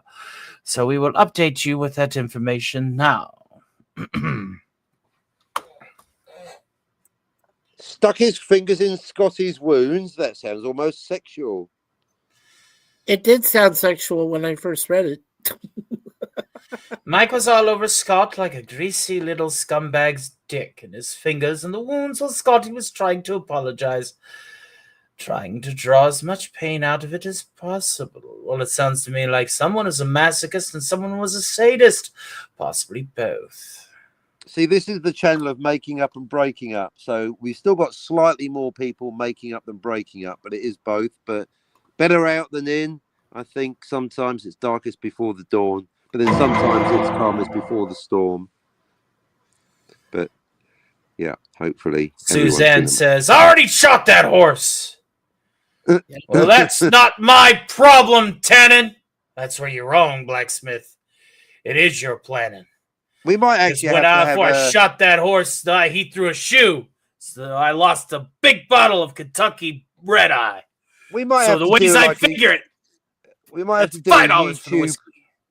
We Yeah. might have to do a YouTube beefing leaderboard so we can keep track. So, like, okay, so Mikey's pissed off Suze, or Suzanne, not Sue. That's your Suze. Mikey's pissed off Suzanne. Mikey's been pissed off by Jim's Landscapes. I've pissed off PvP, but so Scotty. So just keep track of all the beefs, all the friendships, all the. I might actually have to do it. Just get a board of all the names, all the And friends. you wonder why I'm more just keen on writing short stories and orating them at this point, or impersonating That's why I'm cartoon writing comic characters. books. Exactly. Who needs the beef? But I need to keep track of the beef. Like Gorilla is Gorilla. In fact, Mikey, do you know? Does Gorilla speak fondly of me? Does he want to discuss time travel? Is it not going to happen? Well, let's put it this way, Cap. I think Yes. he's still indecisive. So let's leave it at that. So Oh well, that's at least leaving up the possibility. Well, it's up to him. Indecisive. I mean, I don't mind if Gorilla. I want to just. It's purely business, Mikey. I need to talk to Gorilla, not just need. I need to talk to Gorilla about the time travel. He's done a video about Back to the Future in the last 4 weeks, 5, 6. Yes, and anyway. Yes, so he's Captain, into it. See, and believe me, when you were discussing that with us yesterday, I saw the necessity in your words. I saw it. Yeah, everyone needs to be on board with the time travel. I mean, well, except Jens, who never will get it, obviously. There will always be a dissenter. There's always a lost cause. There's always someone that thinks there's 6. There's always some cunt that thinks there's 6 billion off-screen timelines, and it's malleable. Could you be any more wrong, Jens? You know, of course, yes. Oh, sorry. Go ahead. I was just saying on the last show we've got Christine also pushing the Scotty angle. You know, it doesn't matter. There's no rules. It's fiction. Incorrect. There's one rule: Clobby's law. So. Goodbye, horses. Hey, I still, back in the day when I was still a young man, I actually appreciated Rod Taylor in The Time Machine. I really did. And I really wish I had gone back and tried to save the lady from the those nasty things underground. Yes. But then I wouldn't have been stupid enough to get it put inside the damn cave in the first place. I put it in a far off meadow somewhere where it wouldn't be touched. Yes. There's some moments that I could have changed in that story and made it more effective. Unlike the past, which cannot be changed. Ah, what a pretty purple bloom tarantula. How I would like to keep you. Oh, I used to own this big fucking blue. I had a blue one. It was a beautiful spider. My sister accidentally killed it. I was very upset. Why did she kill it? Because she hates spiders, and my tarantula was incredibly strong for a tarantula. Like, we would put a textbook on top of her aquarium, and she would still muster the strength to push herself out of it just so that she could socialize with people and snuggle with them. She was a snuggle spider. I wore her like a hat. I would be playing my PlayStation, and she would be sitting on my head with her legs down over my head, watching me play video games. That's where she liked to perch. Yeah, I remember as a kid, and I'm like, this is we defanged her, so she didn't have venom. She couldn't bite hard. We'd feed her raw hamburger meat and turtle meat. How big was this fucking spider? Yeah, how big was it? She weighed almost a pound. Well, I petted. As a kid, I went to this animal show, and they had one of the desert tarantulas that you find in all different parts of Arizona. And of course, it was defanged as well. And I just petted its back and petted its, the legs and everything else. And people are going, like they think the thing was going to bite me. And I'm like, no. You don't understand tarantulas, but that's okay.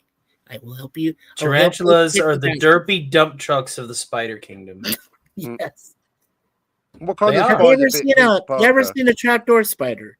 I love the trapdoor. Now, trapdoor spiders can be quite mean. Like especially if you fuck with whenever they get their shit set up and you fuck with it.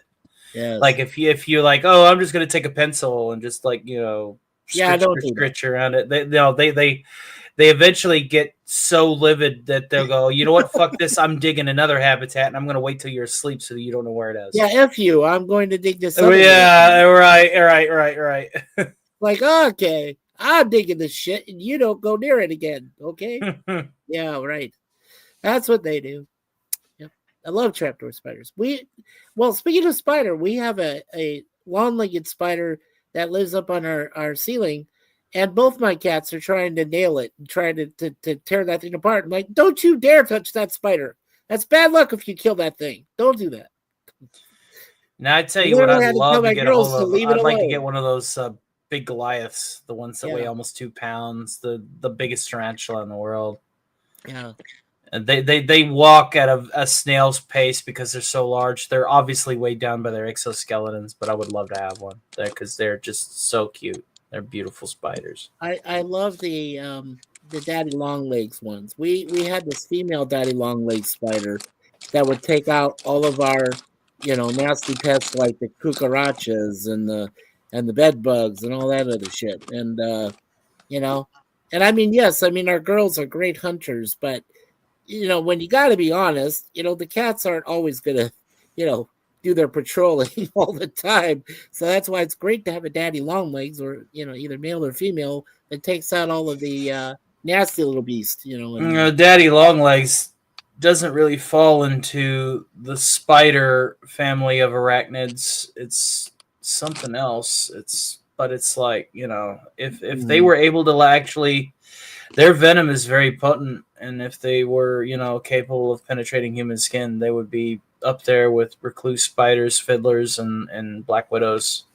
Absolutely. Because they have such spindly legs, they have to rely on something to deal with their prey, because they can't just wrap their legs around them or build. They are not web builders. They're actually quite nomadic. Yeah. And so they are equipped with venom. Right. See, now, if you're in Arizona nowadays, the 3 things you really do have to avoid are the desert Gila monster.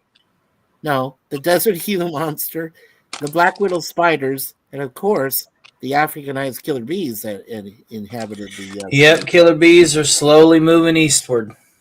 Yep. Last time I saw, they were in Tennessee. That was a while ago. Well, when dealing with an Africanized bee, yes, you can basically avoid getting stung by the whole hive if you get stung by one, but you basically have to just be stung by one and then retreat back to a safe spot that you know that there isn't the nest. Because the thing about Africanized bees is when they sting you, they leave pheromones that only they detect, that only they can smell. And it works through your system in 48 hours. It's under your skin for almost 2 days. And so if you come across... Now, the fun fact with this, though, is if you come across a different Africanized honeybee nest, they will not engage you because every pheromone signature for killer bees is different. Right. But if you come across the hive in question and they're sent for 48 hours, you are thoroughly fucked. Hey, who's highlighting the Scogli chat? Is Jay back or what? Yes. Yes, he is. He came back in a stealth mode. Yeah, I am back. You used that military stealth mode that your dad taught you way back, didn't you? Oh, yeah. Back in the day? You got it back in the day when you just came back and entered the fray. Yes. Yeah. Yes, definitely entered the fray. And here it's a Mandela effect. Mandela effect. That's what Scogly's saying. Yeah, Daddy Longlegs venom is a Mandela effect. No kidding. Really? Oh, I was not aware of that. Yeah. And it wasn't just a bunch of misinformation that was purported over time? Right, like that I must have been a victim of?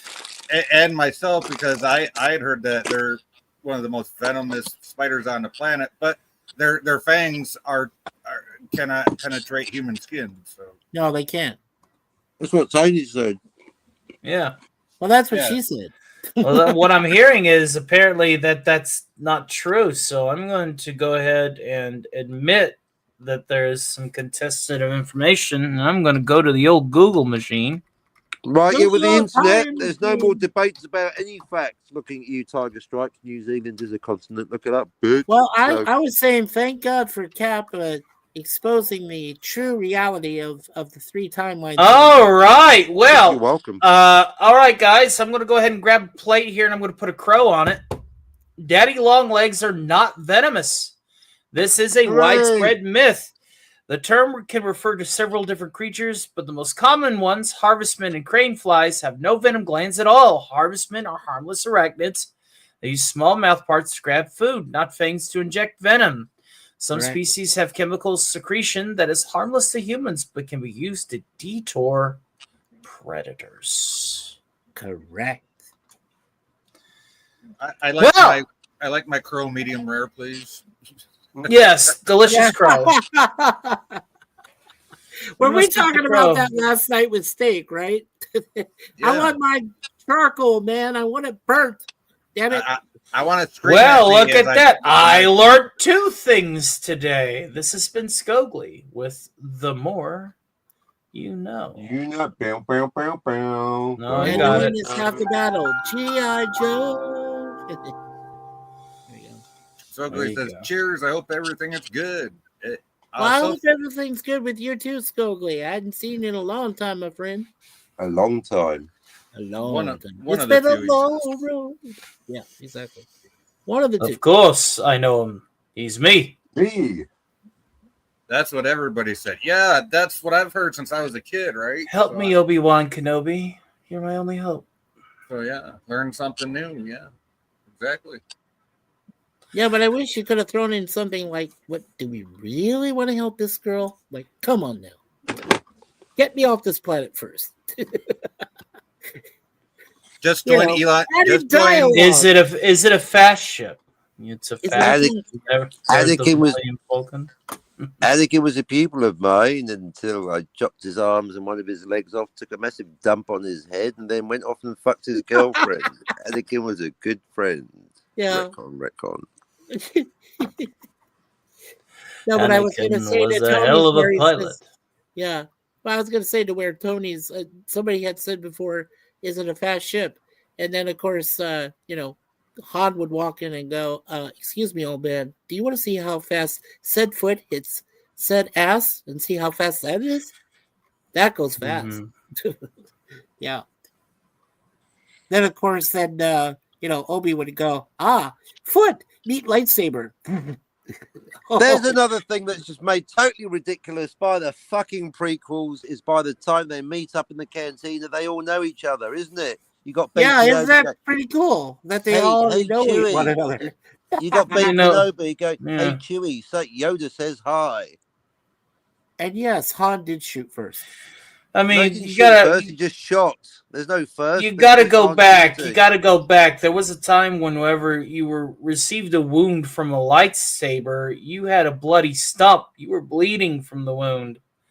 So I even mean- since the very beginning, there was retcons and edits and reboots and inconsistencies because whenever Dr. Evasand's partner, the guy with the walrus teeth that looked conspicuously He like doesn't a butt, you. okay? Yeah. He doesn't like you, guy. When he got his arm lopped off at the shoulder, that stump was shown in full view with a big pool of blood. Yeah. Then going forward after that, lightsabers are cauterizing wounds because they're hot light masks and stuff. It's like, why are you making the change now?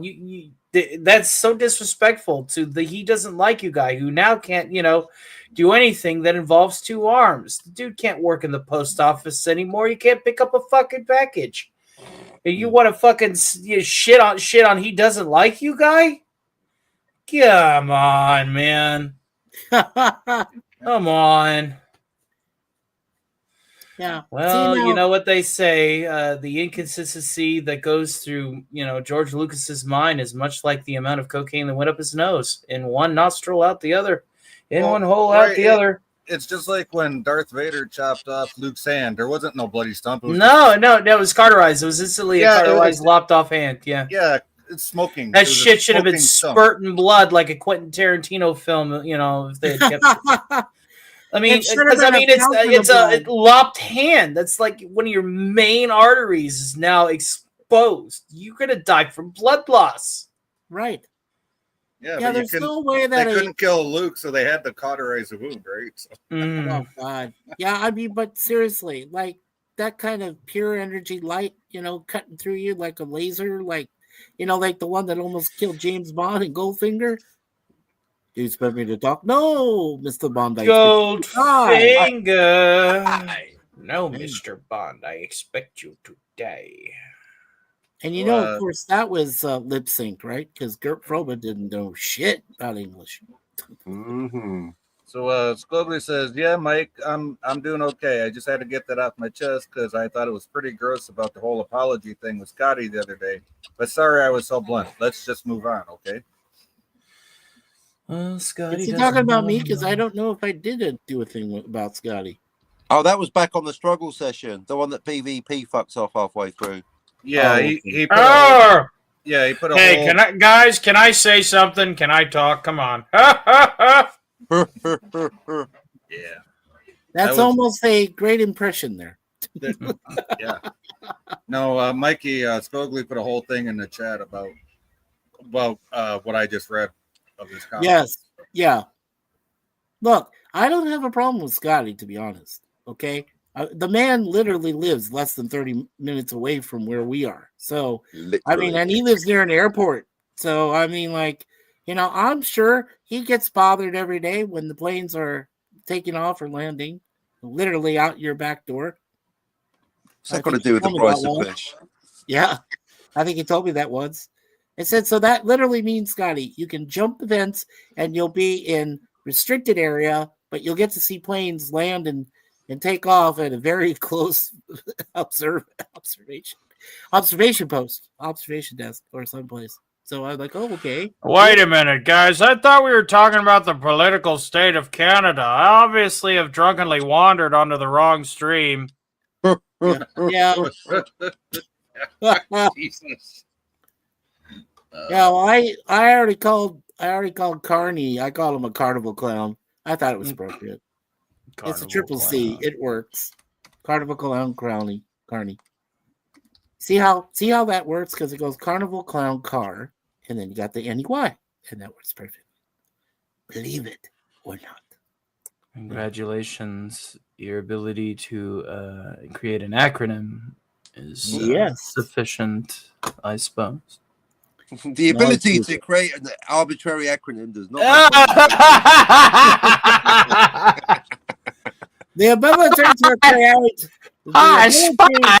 Right? The ability to create an appropriate acronym does not mean you're that intelligent. It just means that you're creative. Yeah. Respect my ability. You gotta be like, Spike. Yeah. Hey Tony, did you ever play this online game called Acrophobia? Acrophobia, yeah. That's what it was called. I'm not lying about that. That is exactly what it was called. Boy, on Halloween? No, I've never played it. Okay. See, what acrophobia was back in the early days of the internet. I love it. Take the Wayback Time Machine. No. Anyway, in the early days, what they used to have online was they had this game called Acrophobia where you took like 3 or more letters and created your own from that, your own words. And whoever voted, whoever got the most votes from what you created with, like, for example, Federal Bureau of Investigation, of course, FBI. So if you did that obvious one, and if everybody said, oh, okay, that's awesome, so then they would give you all these votes, right? But if you came up with something more creative, like feel better, Iris, or Irene, or something, yes. So Feel better, Irene. This slip that I slipped you. I mean, everything. Actually, on that Gorilla stream, you guys were talking about the Toronto Housing Council. I was like, the THC, the tetrahydrocannabinoids. There's got to be a joke in there somewhere. Are your houses high? Is it a high-rise apartment? Well, I also like. That's not bad. Thanks, mate. Yeah, that's not bad at all. You're fairly off the creative. cuff. Yes. The THC. Well, I was also thinking totally horrifying creatures for THC, but hey, that would do as well. Yes, it would. They are horrifying and they're scary. Well, wait, that's the same thing. Damn it. Being part of the Warhammer community is fun and all, but then I get these people that go, "Oh my God, you're gonna play as a sororitas. You're gonna be a sister of battle in Bolt Gun 2 instead of a space marine. Let's bitch about it." I'm like, have you seen what nuns with guns can do? They're pretty damn lethal themselves. So silly. There's a fine line between no girls allowed and what is acceptable in a 40K game. Gotta have the sisters.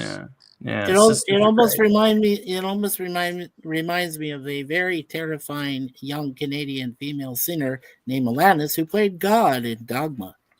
Alanis Morissette. The only thing ironic about the song Ironic is there's no examples of irony in the song Ironic. Now that's ironic.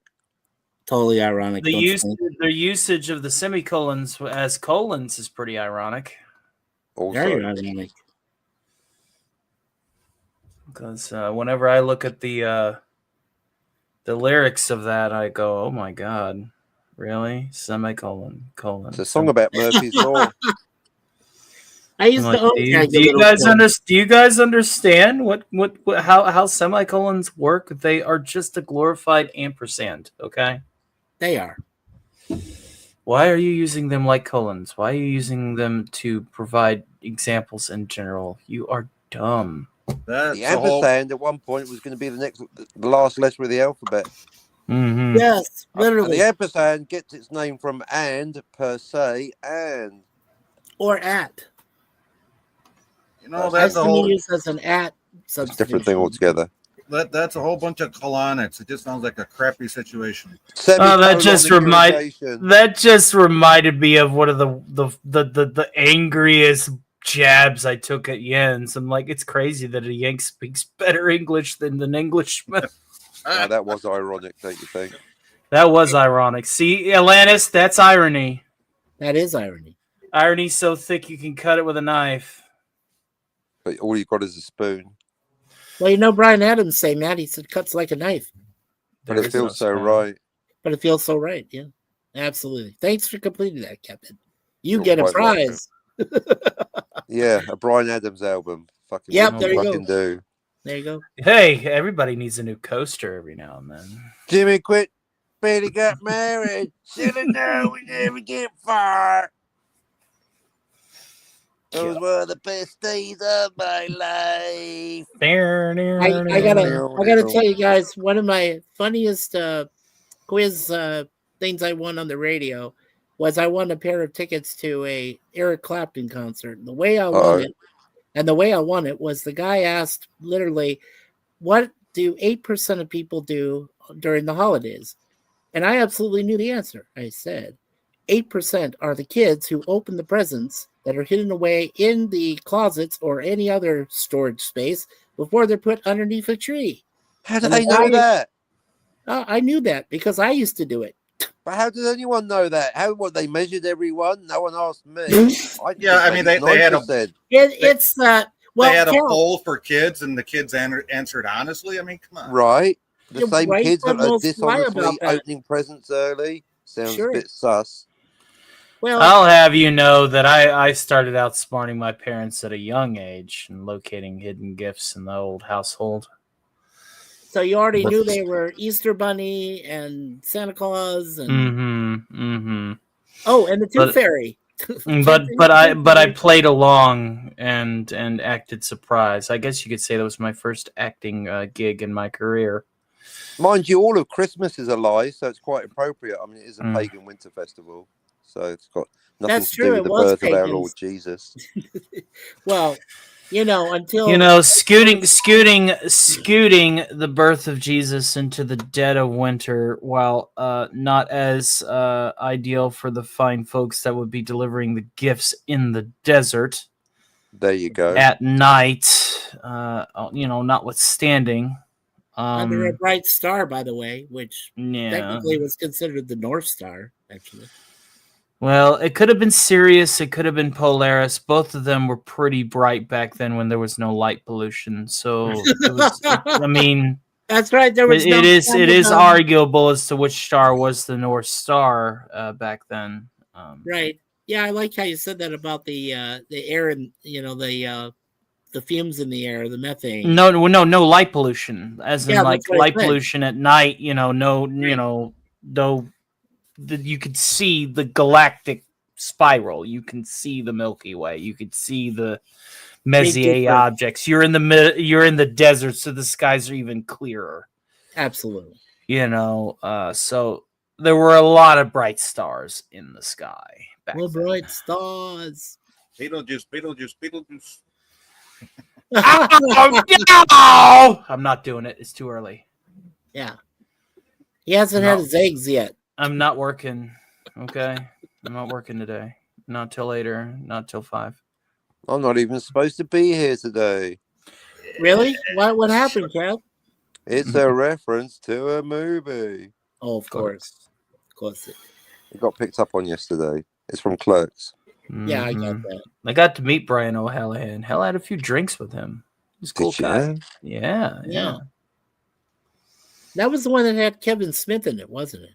It was Dante. Brian O'Hallahan was Dante, the owner of the line. The protagonist of that first movie. You mean the protagonist? That's also a reference. Protagonist. I meant what I said. He's being fact-checked. There you go. Oh, there's Letter Media. How you doing? It's a sideways YouTuber reference. The protagonist. Oh, I just picked up on the blatant, mispronunciation, and I was just like, yeah, he's being fact-checked. Yeah. There you go. Was that anything like antagonist? That would be the opposite number, the antagonist. Quite right. The antagonist. Yeah, absolutely. Antagonist. What was it you were saying earlier, Mikey? The Daleks. Yeah, I said Daleks, and he said, no, it's Daleks. It's the Daleks. Never, in all my years, I've never heard anyone mispronounce it as Daleks. Well, I mean, I used to call them. I used to call them, 451. Dalek. Yeah. No, we were talking about. Yeah. So, Tony, we were talking with Daniel's Hot Topics about the Daleks being involved in the Tom Baker scenario, being the Fourth Doctor, which has always been my favorite since I used to watch it late at night. I think it's just because you wanted a jelly baby and you didn't want to tell your mom, but go ahead. Yeah, that's pretty much it. Well, no, I wanted a baby Dalek too, Come on, I wanted some robot that would run around and go exterminate, Well, to be pedantic, Daleks aren't actually robots. They're alien life forms encased in a metal shell. Mm-hmm. Technically. They're a little booger inside a exosuit. So I guess that makes them cyborgs, eh? Yeah, I would say so. Interactive. Well, either that or they're. Well, we could always ask Davros just as long as he's still in the chair, because apparently there are 2 of them now. 2 Davros, yes. But there are 2 of them. Yeah, still my favorite. Yep. Really? Doctor Who created the Daleks? Shit! No. Oh, that's right. Davros Daniel's made the Hot Topics is Daleks. having fantasies about spooning with Jodie Whittaker, isn't he? I'm not going to be able to erase that particular image from the memory banks. Exactly. Ladies and gentlemen, you could always just stick your head in a particle accelerator if you don't want to remove any memories with a drink. I mean, just don't cross the streams. No, there was a physicist. There was a physicist. I can't remember this when, but the story goes that he was in a small particle accelerator environment. He was, laying down paneling, and somebody started it without notifying him, and the particle beam went through his head, and he went completely amnesiatic. Like he had amnesia for the rest of his life. It just like reset his fucking head. You mean it reset his entire wired brain? And It reset his sense of self, his identity, his name. He had a family, he had kids, and he went and then died from like brain cancer 3 years later. But yeah, like it was an instantaneous, instantaneous mental breakdown to the base level of limbic id. He had base functions. He could still talk and walk and stuff, but that almost sounds like the basis for Quantum Leap in a way. He got fried. It Quantum Leap, that malleable shit. Scrambled his eggs right and proper is what it did, and so there's always that. If you don't want to try and forget something with binge drinking, just walk into CERN and be like, hey, can I stick my head in the microwave for a little bit? Thanks. I literally had a few high school buddies who wanted to. I'll be right back. 7-Eleven microwave. I said, well, if you get a sunburn, let me know. I mean, godforsaken man, you live in Arizona and you can get even standing outside for less than 10 minutes and get a sunburn. So I guarantee you the microwave will do it worse. But if you want to try it, hey, have at it. Well, not necessarily, because you remember the way they invented the microwave oven was a guy standing next to a magnetron testing out a new magnetron for radar. And he melted his chocolate. And he melted the chocolate in his. Yeah, I remember that. So, yes. I do remember that's why the first microwaves were water cooled and called radar ranges. Radar ranges. Yeah. Yeah. True story. Google it. True story. Yes, I know. It was a chocolate bar too, right? It melted in his entire pocket. Right, and I think that's why they created M&M's. Melts in your mouth, not in your hand. Not in your hand. Works in your melts in your palm. Yeah. Oh, you dropped, Captain. Your voice dropped. You're still here, but your voice dropped, buddy. How about now? Okay, yes, you're back. Now you're working. I just stepped into a particle accelerator. Oh, I thought your timeline shunted. Yeah, I shunted. I'm now in a different timeline. Yeah. Uh-oh. That means you're in timeline C because you did it earlier too. Hey Cap, I was going to suggest if you ever want to walk through a time portal for even a few milliseconds. No. I'm just saying if you want then go to Sedona, Arizona. Well, that's space travel. That's different from time travel. I thought that was Flagstaff. No, not Flagstaff. Sedona.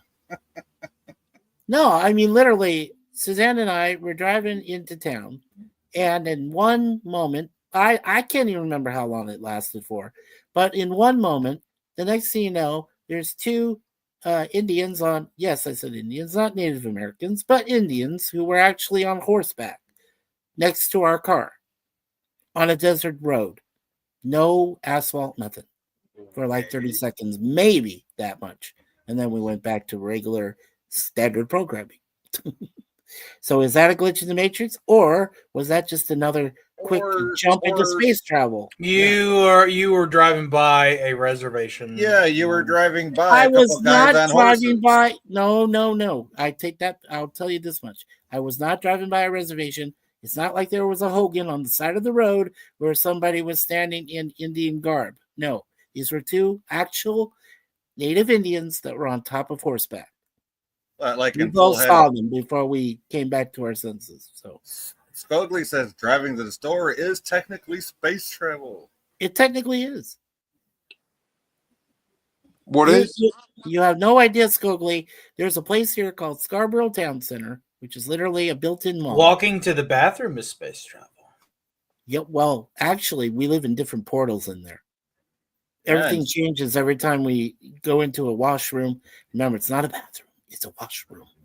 But anyway, I learned all these things, But anyway, shaking it more than twice is fighting with yourself, too. I don't shake it twice. No, I don't. No, he shakes it 5 times. No, I don't. That's not true. You do not know. You do not know my activities inside the washroom.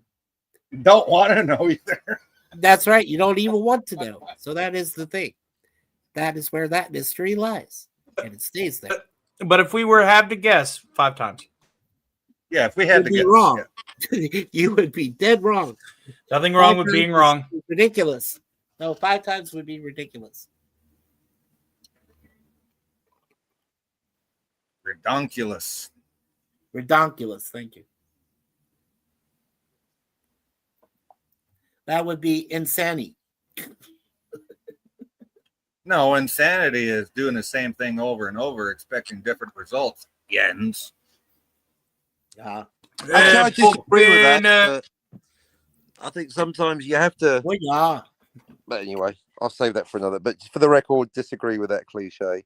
It's not What, been my really? experience. Oh, Sometimes you can try the same thing, you do get a different result. Right. Insanity is trying the same thing with the intention to get different results after it's done it, with the same results. Right. Perseverance is doing the same thing a couple of times and getting the results you are seeking. There you go. Quite right, indeed. That's what I said. Doing it, expecting different results, knowing that it could never get a different result. So, yeah. Right. You see, with our powers combined, we can educate the masses. With our powers combined, we are one functioning adult. Yay, us. Yay! Yay, us. Yes. See how that works, Jens? See how that is? I should do that. He's not here. See, he's not. But that's the thing. He's not going to come here. He doesn't visit other channels. You have to do an outreach. You have to go to his place. He visits the pub, plays an acoustic on an amp with the expectations that it will work. Mm-hmm. And then expects us to go, oh yeah, you're totally on the money. You're such a rocker, dude. No. Also, he moved up from the street corner then. He did? Yeah, he's indoors now. He's indoors now. Okay. He's indoors now. Surrounded by 4 walls. And an amp. But I'm heartened to know that there is a small chance that Gorilla and his random thoughts might come up onto the J channel to discuss the time travel. Well, I think Gorilla's probably at work. Yeah, he's. I didn't say now, just at some point. Mikey was saying it's not impossible. It's not impossible. He's just indecisive. I've got my list of YouTubers. Also, Scotty, he's not actually given us a formal answer on how many timelines in Back to the Future, or indeed Star Trek City on the Edge of Forever. I mean, Jill, anti-derivative Jill, for the record, I would like to quiz Jill to see if she understands time travel to the past in fiction and Clobby's Law, because I don't know. I've never discussed it with her. Not once? Not once. Not on my channel, not on her channel. Wow. So Tony, if that's a big if, we can get Jens, you're amenable to debating him here? Tony will do it. He'll wipe the floor with him. I still have my notes. I think somewhere. I'll But take Jens that. won't do it. Yeah, I'll take that as a yeah. If we can get Jens, but like I said, that's a big if. Right. You're more likely to get Robert My Burnett here to debate Tony on whether Deckard's a replicant. Yeah. Shit, I'd pay myself money to see that. Right. Yeah, but isn't it more feasible to get Scotty R37 up here because does he actually work? I don't even know if he has a job. Well, that's his personal. I think that came up when you were giving him a struggle session, but that's his personal business. That's true, and I wouldn't bug him about it, except that if he, well, never mind. I'm just saying that if he has the time, and he seems to have the time. Oh, he can make the time. Yes, he can. That's why I say.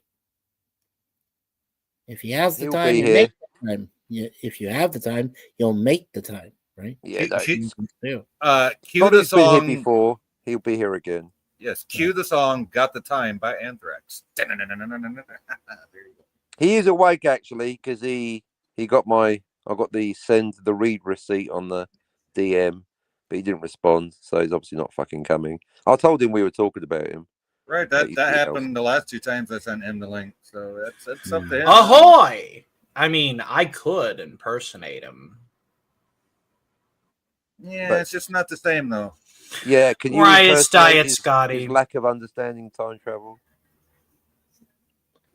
Because you see, Tony, you already understand time travel. So Yep, Tony's on Team Understand. He's debated Tony and won. I mean, Tony, Scotty, no, Jens, that's it. One of those, yeah. one of those things. See, I really, like I say, Gorilla's Jens done a show doesn't about even Back to the- understand how to properly debate because Cap and I, we basically set up the structure Mhm. to where it was, usually it's a minute. Each opponent has a minute. I said, let's go 2. No, that's backwards. I said 2 minutes is too long. And it says, let's go a minute so that our points are more concise. And, I would set the timer and everything. Like I made it as official as I could make it. Mm. And you just couldn't even understand the basic rules of that. Jens took Tony's go.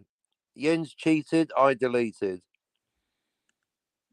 The whole thing was null and void on a technicality. Because Jens took Tony's go. He took 2 minutes in a row. Wow. That's If you cheat, I will delete. Dude, didn't he try that when we were playing Risk? Yes. Who knows? 6 and a 4. 6 and a I 4. remember. 6 steps forward, 4 steps back. Oh, I'm in Russia. 6 and a 4, Scotty. 6 and a 4. 6 and a 4. But at this point, you know what? I mean, obviously that's why it's for if Tony and Jens want to debate. But for me, I'm out of debates. I'm about to do the book. There is no debate. It's called Time Travel Police, not Time Travel Debating Society. I'm the fucking boss. Okay. Basically, there's 2 ways: my way or the highway. I explain it to you. You understand it. Game over. That's it. There's no debating. The discussion is over. Back to the Future does have 3 timelines. And so that's the thing. It's like if Gorilla comes on, I'm not going to debate him. I'm going to explain it to him in a slightly patronizing tone of voice because I'm the fucking expert. I'm the fucking police around here. Gorilla, he's just little people. But yeah, I'll test him. I ain't going to debate him. I will test his knowledge from a position of authority. Can I ask a favor, Cap? When you do talk to It's Gorilla, may I, but yes. Okay. Well, when you do talk to Gorilla about time travel, you might have to dumb it down just slightly. Well, do you hear that, Gorilla? That's not me saying that. That's Mikey. I know because I know him better. I think. Ladies and to be gentlemen, fair, it's almost as if we have to, tiptoe through the tulips around the hobbyists. But I did. Yeah, the last time I did discuss it with him, he didn't actually understand what the grandfather paradox was, and then he complained to me that it had a confusing title. So I did indulge him because I've changed it. It's in the book. It's now called the Teenage Grandfather Erasure Paradox. So not only have I solved the grandfather paradox, I fucking renamed it for Gorilla because he thought it was about incest and sex. It's not. He was thinking about that Futurama episode where Fry diddled his own granny. Yeah. Right, it's not about granny fucking. That's not what the grandfather paradox is. So, I mean, I generally make a point of not explaining. Basically, if you don't know what the grandfather, that's actually the question. I'm interrupting myself, I'm so excited. But basically, the bar for entry, you cannot get on this ride if you can't tell Jay what the grandfather paradox is. If you don't understand what it is, then you can't debate it, can you? That's right. So I shouldn't have to explain to Gorilla or anyone else what the grandfather paradox. I think we should all add like a sub-metric for explanation, basically going, okay, do we talk to you like you're 5? Right. If you know what the grandfather paradox is and what the bootstrap paradox is, then we can talk to you with a little bit more of just, straight-faced and because the bootstrap paradox in a lot of ways is going, hey, I'm doing this, so this must happen kind of thing. Yeah. I traveled to the past to tell my past self the schematics to the time machine that I used to travel to the past to tell myself, hey, look, this is how you make the machine. Like, indeed. Well, that's why it works for closed loop. Your bootstraps for your Terminator and your 12 monkeys. So Right. thankfully, it's not an issue for multiple. That's one of the things I like about multiple timelines. It does away with the bootstrap paradox. Right. Well, I think you explained that to me, Kappa, saying that's a closed loop causality. So that's what happened. Yep, you know? that's the one. Yep, that's it. And I even dumbed it down from there is no malleable timeline into 5 simple words. You can't change the past. Okay, it doesn't get more simpler than Hey, that. Right? that's so simplistic that anybody would understand that. Totally. Right, and if you don't understand that, then you're never going to get it. So. Yeah, if you don't get that reference, you're just never going to comprehend it. Yeah. There is no instance that a time traveler can do anything that would motivate him not to time travel. Period. Right. Which would, that's any manipulation of the past would prevent the time traveler's motivation of time travel. You can go back as far as H.G. Wells with this, when he was exploring the concept of trying to fix things in the past over and over again, and it was always failing. Yes. Because you cannot put yourself in a position to where you don't travel to the past in the first place. You just can't. Boom. So taking that, we've expedited it. Yep. And just said, let's just branch causality. That's it. That's it. Nice and simple, self-logical. That's why everyone gets that, apart from the time prophet, and actually even Jens, because that's why Jens has got laughably the dumbest time travel theory going. Because not only does he think that Back to the Future's got 6 billion off-screen timelines, he also misses the one branching multiple timeline, the arrival of Marty. So he simultaneously thinks it's one malleable timeline. Could he be any more wrong? And that's why I refuse to talk to him about it. Right, like literally. Say you fucking gotta have all the concepts at you. What's a fucking fan fiction, headcanon, gobshite? Fucking it's one of them, isn't it? One of them, isn't it?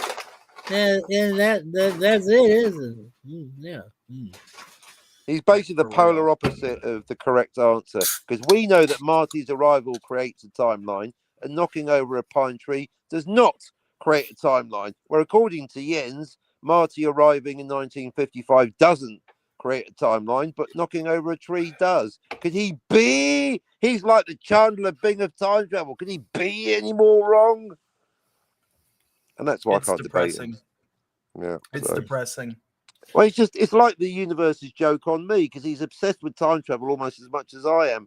Only Jens, well, apart from us, Jens is really into it. He will spend hours talking about time travel, but for someone to spend so much time and mental energy thinking and talking about time travel to get it so utterly, utterly wrong is so, well, ironic, don't you think? Yeah. Well, I told you, Cap, also, I literally, Literally. Well, literally, yes. Well, literally.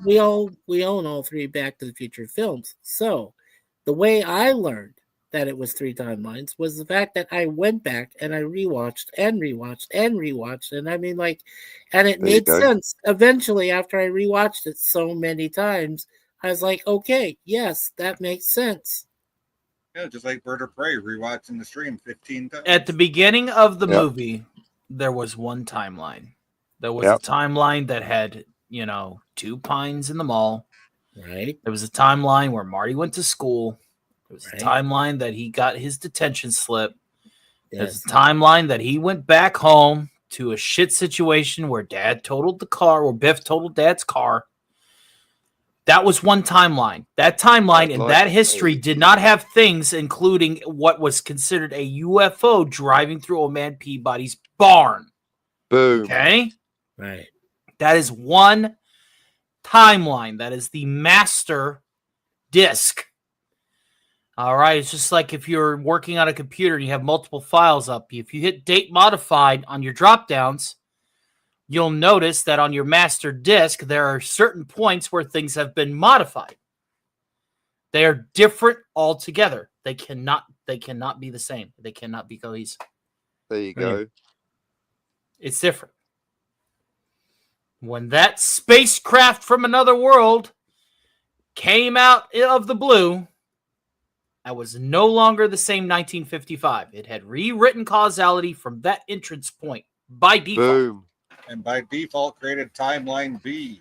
Timeline B. Oh, I love it. We're all on the same page. It's Yeah, beautiful. that was the second timeline officially. As soon as he was discovered in the barn with the car and all, which As soon as he Not arrived. as late as that. The moment he arrived in the big Yes. fucking DeLorean that wasn't there nanosecond before. The one that made Yeah, that right. that sonic boom. Yes. And then The that 2.5 ton hunk of stainless steel and VCR parts There you Correct. go. rolling on the moment he ground. arrived. Yes. It's the time travel that causes the timeline, not farting or burping or knocking over a tree or setting off a Right. nuclear bomb. None of that shit. Or Right. exhaling or treading on the arrival of the time traveler, as Tony says, in a 2.5 ton fucking car that wasn't there Okay. before. That, sir, is your change. Okay. So we've accounted for the first two. So now I love hearing this. Let's account for the third one. Ah, ha, ha, ha. Tony, do you want to handle this one? Go ahead, Tony. There are no sequels. I know. I'll tell you. I'll do it really quickly, and then we can flesh out the details. But given Bird of Prey 5's law Kapla, every time there's a time travel journey backwards in time, there are two journeys for a total of 3 timelines. The one that we almost forgot, actually. Shout out Dalek 451, who's the first person to go. Hang on a minute, Doc Brown, right, Mikey? Doc Brown. In Act 3, right at the end of the movie, you think all the adventures are over, right? Because Marty A's there making out with Jen B, not his girlfriend, but let's not worry about that now. And there's Doc Brown B in DeLorean A, because of course Marty B fucked off in DeLorean B, didn't he? To the year 2525. Anyway, so Doc Brown goes to the year 2015 off screen, but it's the same timeline, so it's an existing on-screen timeline B, but he goes to 2015 off screen. Marty, he doesn't say that to him. It's his kids. So off screen in 2015, poor Marty A waited 30 years to see Doc Brown again. Doc Brown shows up in 2015, and then fuck this, I'm off.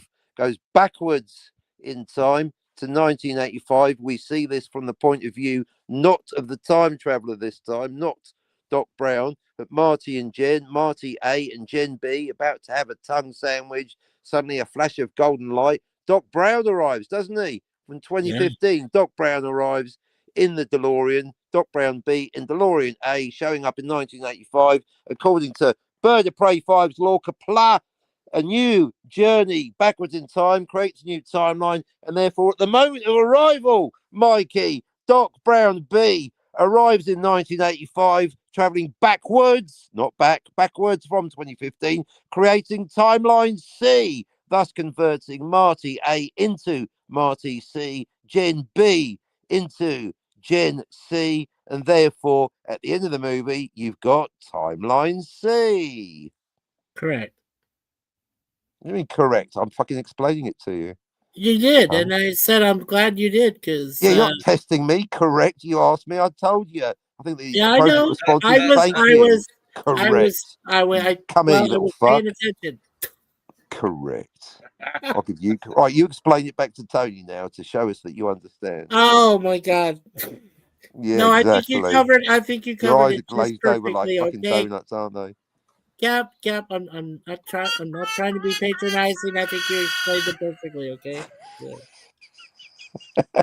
Last thing I want to do is patronize. Come on, I don't want to do that. Yeah, come on. Thankfully, arriving in 1985 from 2015, that is the creation right there, sir, of Timeline C, because of Bird of Prey 5's law, Kapla.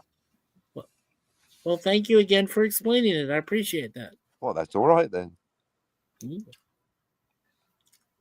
I'm just glad I got the answer right after all that time. Yeah, we should give you a test. Now, remember, it's Doc Brown B and DeLorean A creating Timeline C. Yeah, I can already tell that.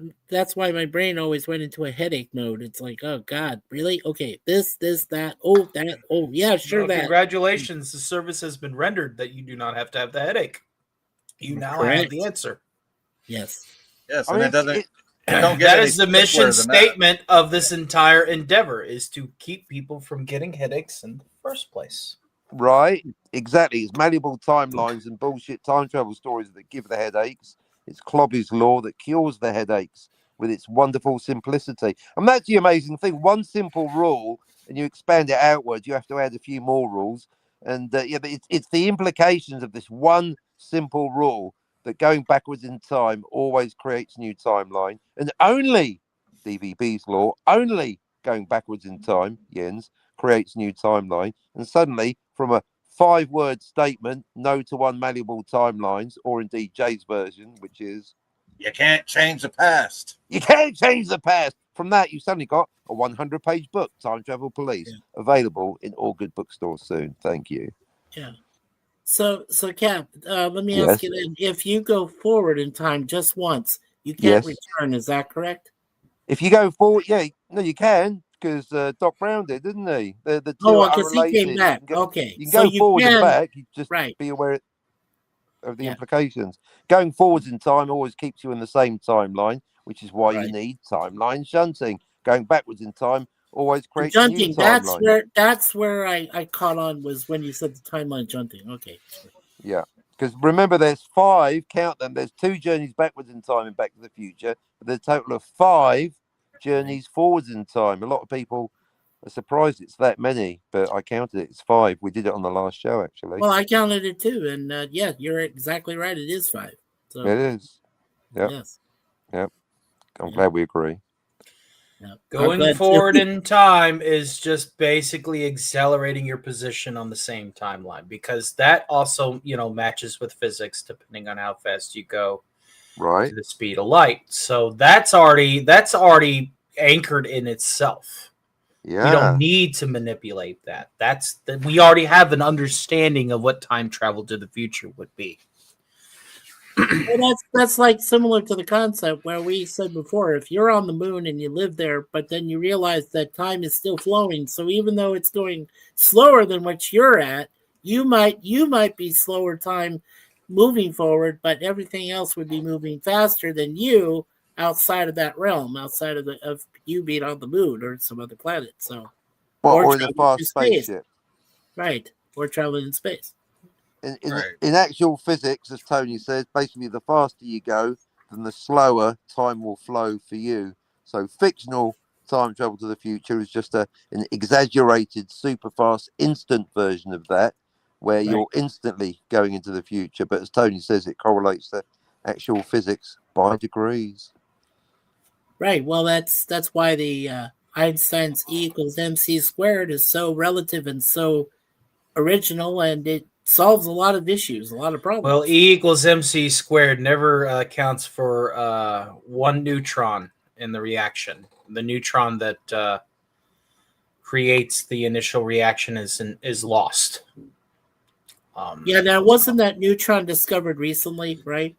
No, I'm talking about the neutron that is used as a triggered bombardment to create a fission or fusion reaction. For a bomb. One of the things I do know, when the bomb goes off, that neutron is gone. That neutron is not observed mathematically or otherwise. Correct. Right. Yes. It's gone. So where it goes to modern science is still anybody's guess. Mm-hmm. True. So E equals mc squared is not perfect.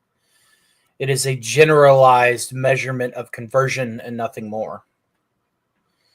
It still has things seeping through the cracks like most mathematical disciplines do. Algebra suffers with more holes in its logic than any other form of math.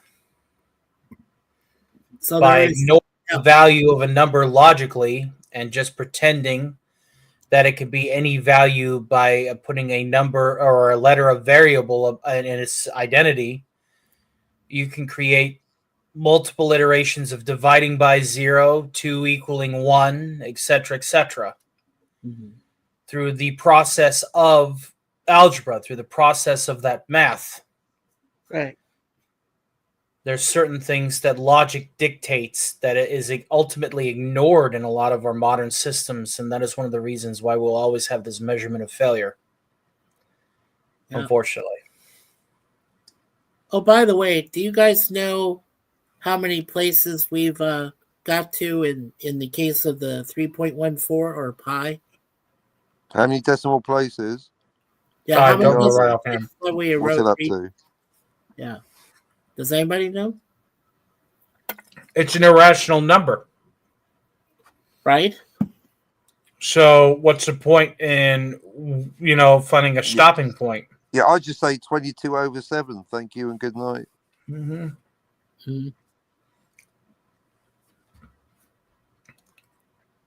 Stream killer. Moving on. Mm-hmm. Yep. Moving on up. We have this little Actually, transition. Here you go. Check this out. Ba-da-ba. Where'd I put it? There you are. There we go. Hey. All right. So according to your friend Google, it says pi continues infinitely. And Yeah, then it irrational says, number. yeah, this makes it impossible to ever write it out its full value, although it's been calculated over 62 trillion digits. So, yeah. That's a lot of digits. At that point, yes, you can round it up. it's infinite, non-repeating, and, as Tony said, an irrational number. So, because it cannot be expressed in a simple fraction. It's so irrational, they call it yens. It is an infinite testable amount of value versus an otherwise measurable space. Okay. That is the reason why irrational numbers suck. Okay. Gentlemen, indulge me for a moment. This is what I looked up. It says, how many decimal points, I typed this in myself, how many decimal points have been reached for pi? As of July 2024, pi has been calculated to 202 trillion decimal places, with the last known digit in that calculation being the number 2.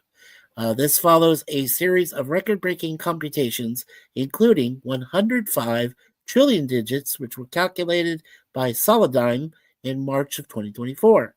100 trillion digits computed on Google Cloud in 2022, and 62.8 trillion digits achieved by researchers at the University of Applied Sciences of the Grisons in Switzerland in 2021. Yeah, I think I'll trust the scientists on this one. Now let's look at this from practical science, okay? 200 plus trillion decimal points. So you mean to tell me that it is about 199 trillion more points smaller than our measurements in the Higgs field? What is the fucking point? If I understand that correctly, yes, I believe so. What is the fucking point? Well, according to what it says here, the final statement, it says the calculation of pi continues to serve as a benchmark for computational power and algorithmic efficiency. So it's to test computers, not humans. Right. Only computers are supposed to be tested that far. Human beings, not so much. Most humans know pi to about 2 decimal places. And that's all that really matters. 10. I actually know it up to 10. I am proud to say that. Go on then, Mikey. Yeah, 10. Well, go on then. What are they? Okay, let's see. I'll probably get, well, it's been a long time. 3.1415926530. I don't remember asking you a goddamn thing. Never mind. Let's go and beyond that. But believe me, Tony is correct. He is right. Absolutely. So, yeah, Tony already answered. Pi is unfortunately one of those case studies. I get that they're trying to use it as a metric for computational power, but as any form of applied science, and quantum theory is by far not applied science, ladies and germs. Anybody in the back of the class, it's still so many leagues, below measurements of the Higgs field, of the Planck scale, that it is completely and utterly irrelevant besides numerically. Yeah. So what you would probably say, it would be infinite but pointless. Infinite testable. Yes. 6 billion fucking decimal places. Hey, I'm surprised that last year they made it to 202 trillion. I'd like to see if they can make it to. Well, what's the point? Again, my point is, what's the point? Three What is the decimal point? places will Unless do. it's a metric for a computer. Right.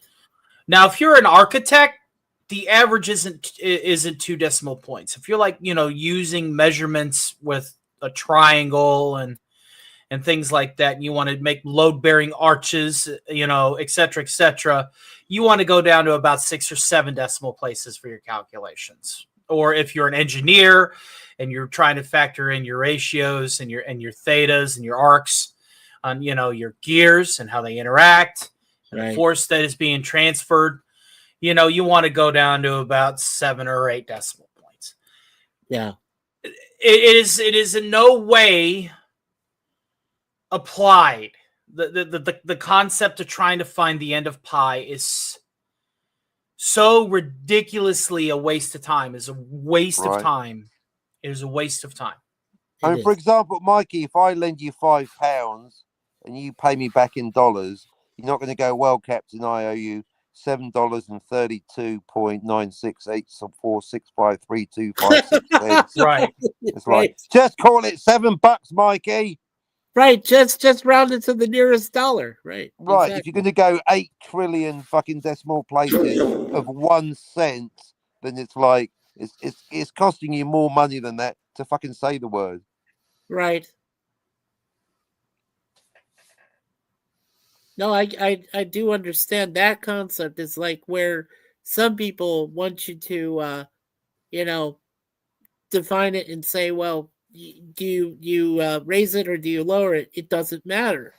You always go by at least the first 2 or even the first 3 numbers, and then whatever follows that, you either raise it to the nearest dollar or you just go ahead and say fuck it and just say that's the amount that you pay. So actually, there's a lot simpler way. If it's 1 to 4, you round down. 5 to 9, you round up.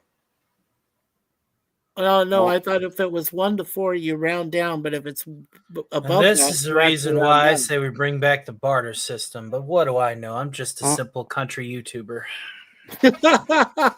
I like the barter trade, actually. Well, even on that, there's some debate. Some people say I round up on 5. Some be like, fuck you, I round down on 5. And there's 10 numbers, aren't there? I know. Well, all I'm saying is for tax purposes on sales tax in Michigan, 5 and up, you round up. 4 and down, you round down. So. Yeah, including 0. That's true. That's how they do it. There's obviously 10 digits in total. It's a 10-base system, folks. It's not a 9-base system. Right. Don't forget But see, 0. that's how we do it. Yeah, but we do it the same way here, Jay, in Canada, is that a majority of the time what they do is if it is the next number being a 5 and above, yeah, absolutely, they round it up. But if it's anything less than that, they'll just go immediately to the nearest round number, down, 4, 1, 2, 3, and 4 going down. So yeah, we do the same thing. We actually, it made more sense because I know at one time you would pay somebody in different. Well, no, but when I lived in America, I mean, we paid at the time. We just paid what it said, and then we said, "But wait a second, we're getting like a penny back or 2 pennies or whatever the shit it was." And I would say, "Well, that makes no sense. Why can't we just pay it the way it should be, which you could round it up or down, whichever way you wanted to go?" And they finally came up, the brainiacs, whoever they were, that came up in the economic circles, said, okay, sure, let's raise it. When we get to 5, we'll raise it to your next buck. If it's below that, sure, we'll just lower it down to where it is supposed to be. So that's it. Well, that's just your profitable margins. That's why they're, for a long time, a lot of these, only $9.99. Because they're accounting for that penny they're in for that penny and they're in for that pound. Correct.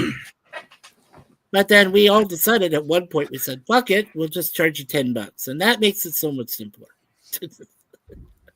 Without the penny being even considered. It was an afterthought. It was irrelevant. So, yeah. Well, gents, I must make like a tree and get out of here. I'm going to go ahead and take another nap and get ready to get this variety show on. I got this show, and then I got the show that I'm rating. Then Friday I'm taking off. I'm going to play cards. I'm actually celebrating Halloween Yeah. away from the internet, and then start cast on Saturday. I got to get those topics together too. So Yeah. then after that, I think I'm gonna take a week off. There's only one show that I've already said that I would be on, and that's a Wednesday show on Zach's. This being live every day thing is not good for my voice.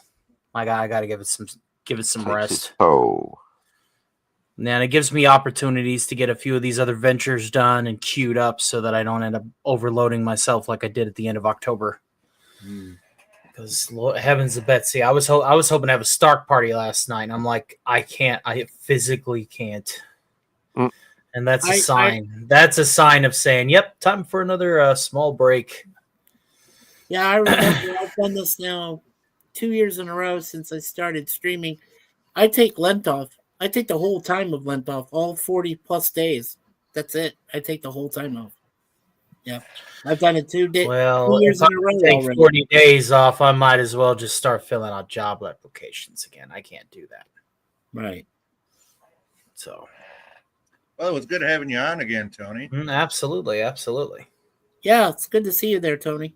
Mm-hmm. Back What to they the say. Doing work. okay? Are you doing okay otherwise? All of the Well, ways? I don't have time to have feelings or to self-reflect. I'm always working.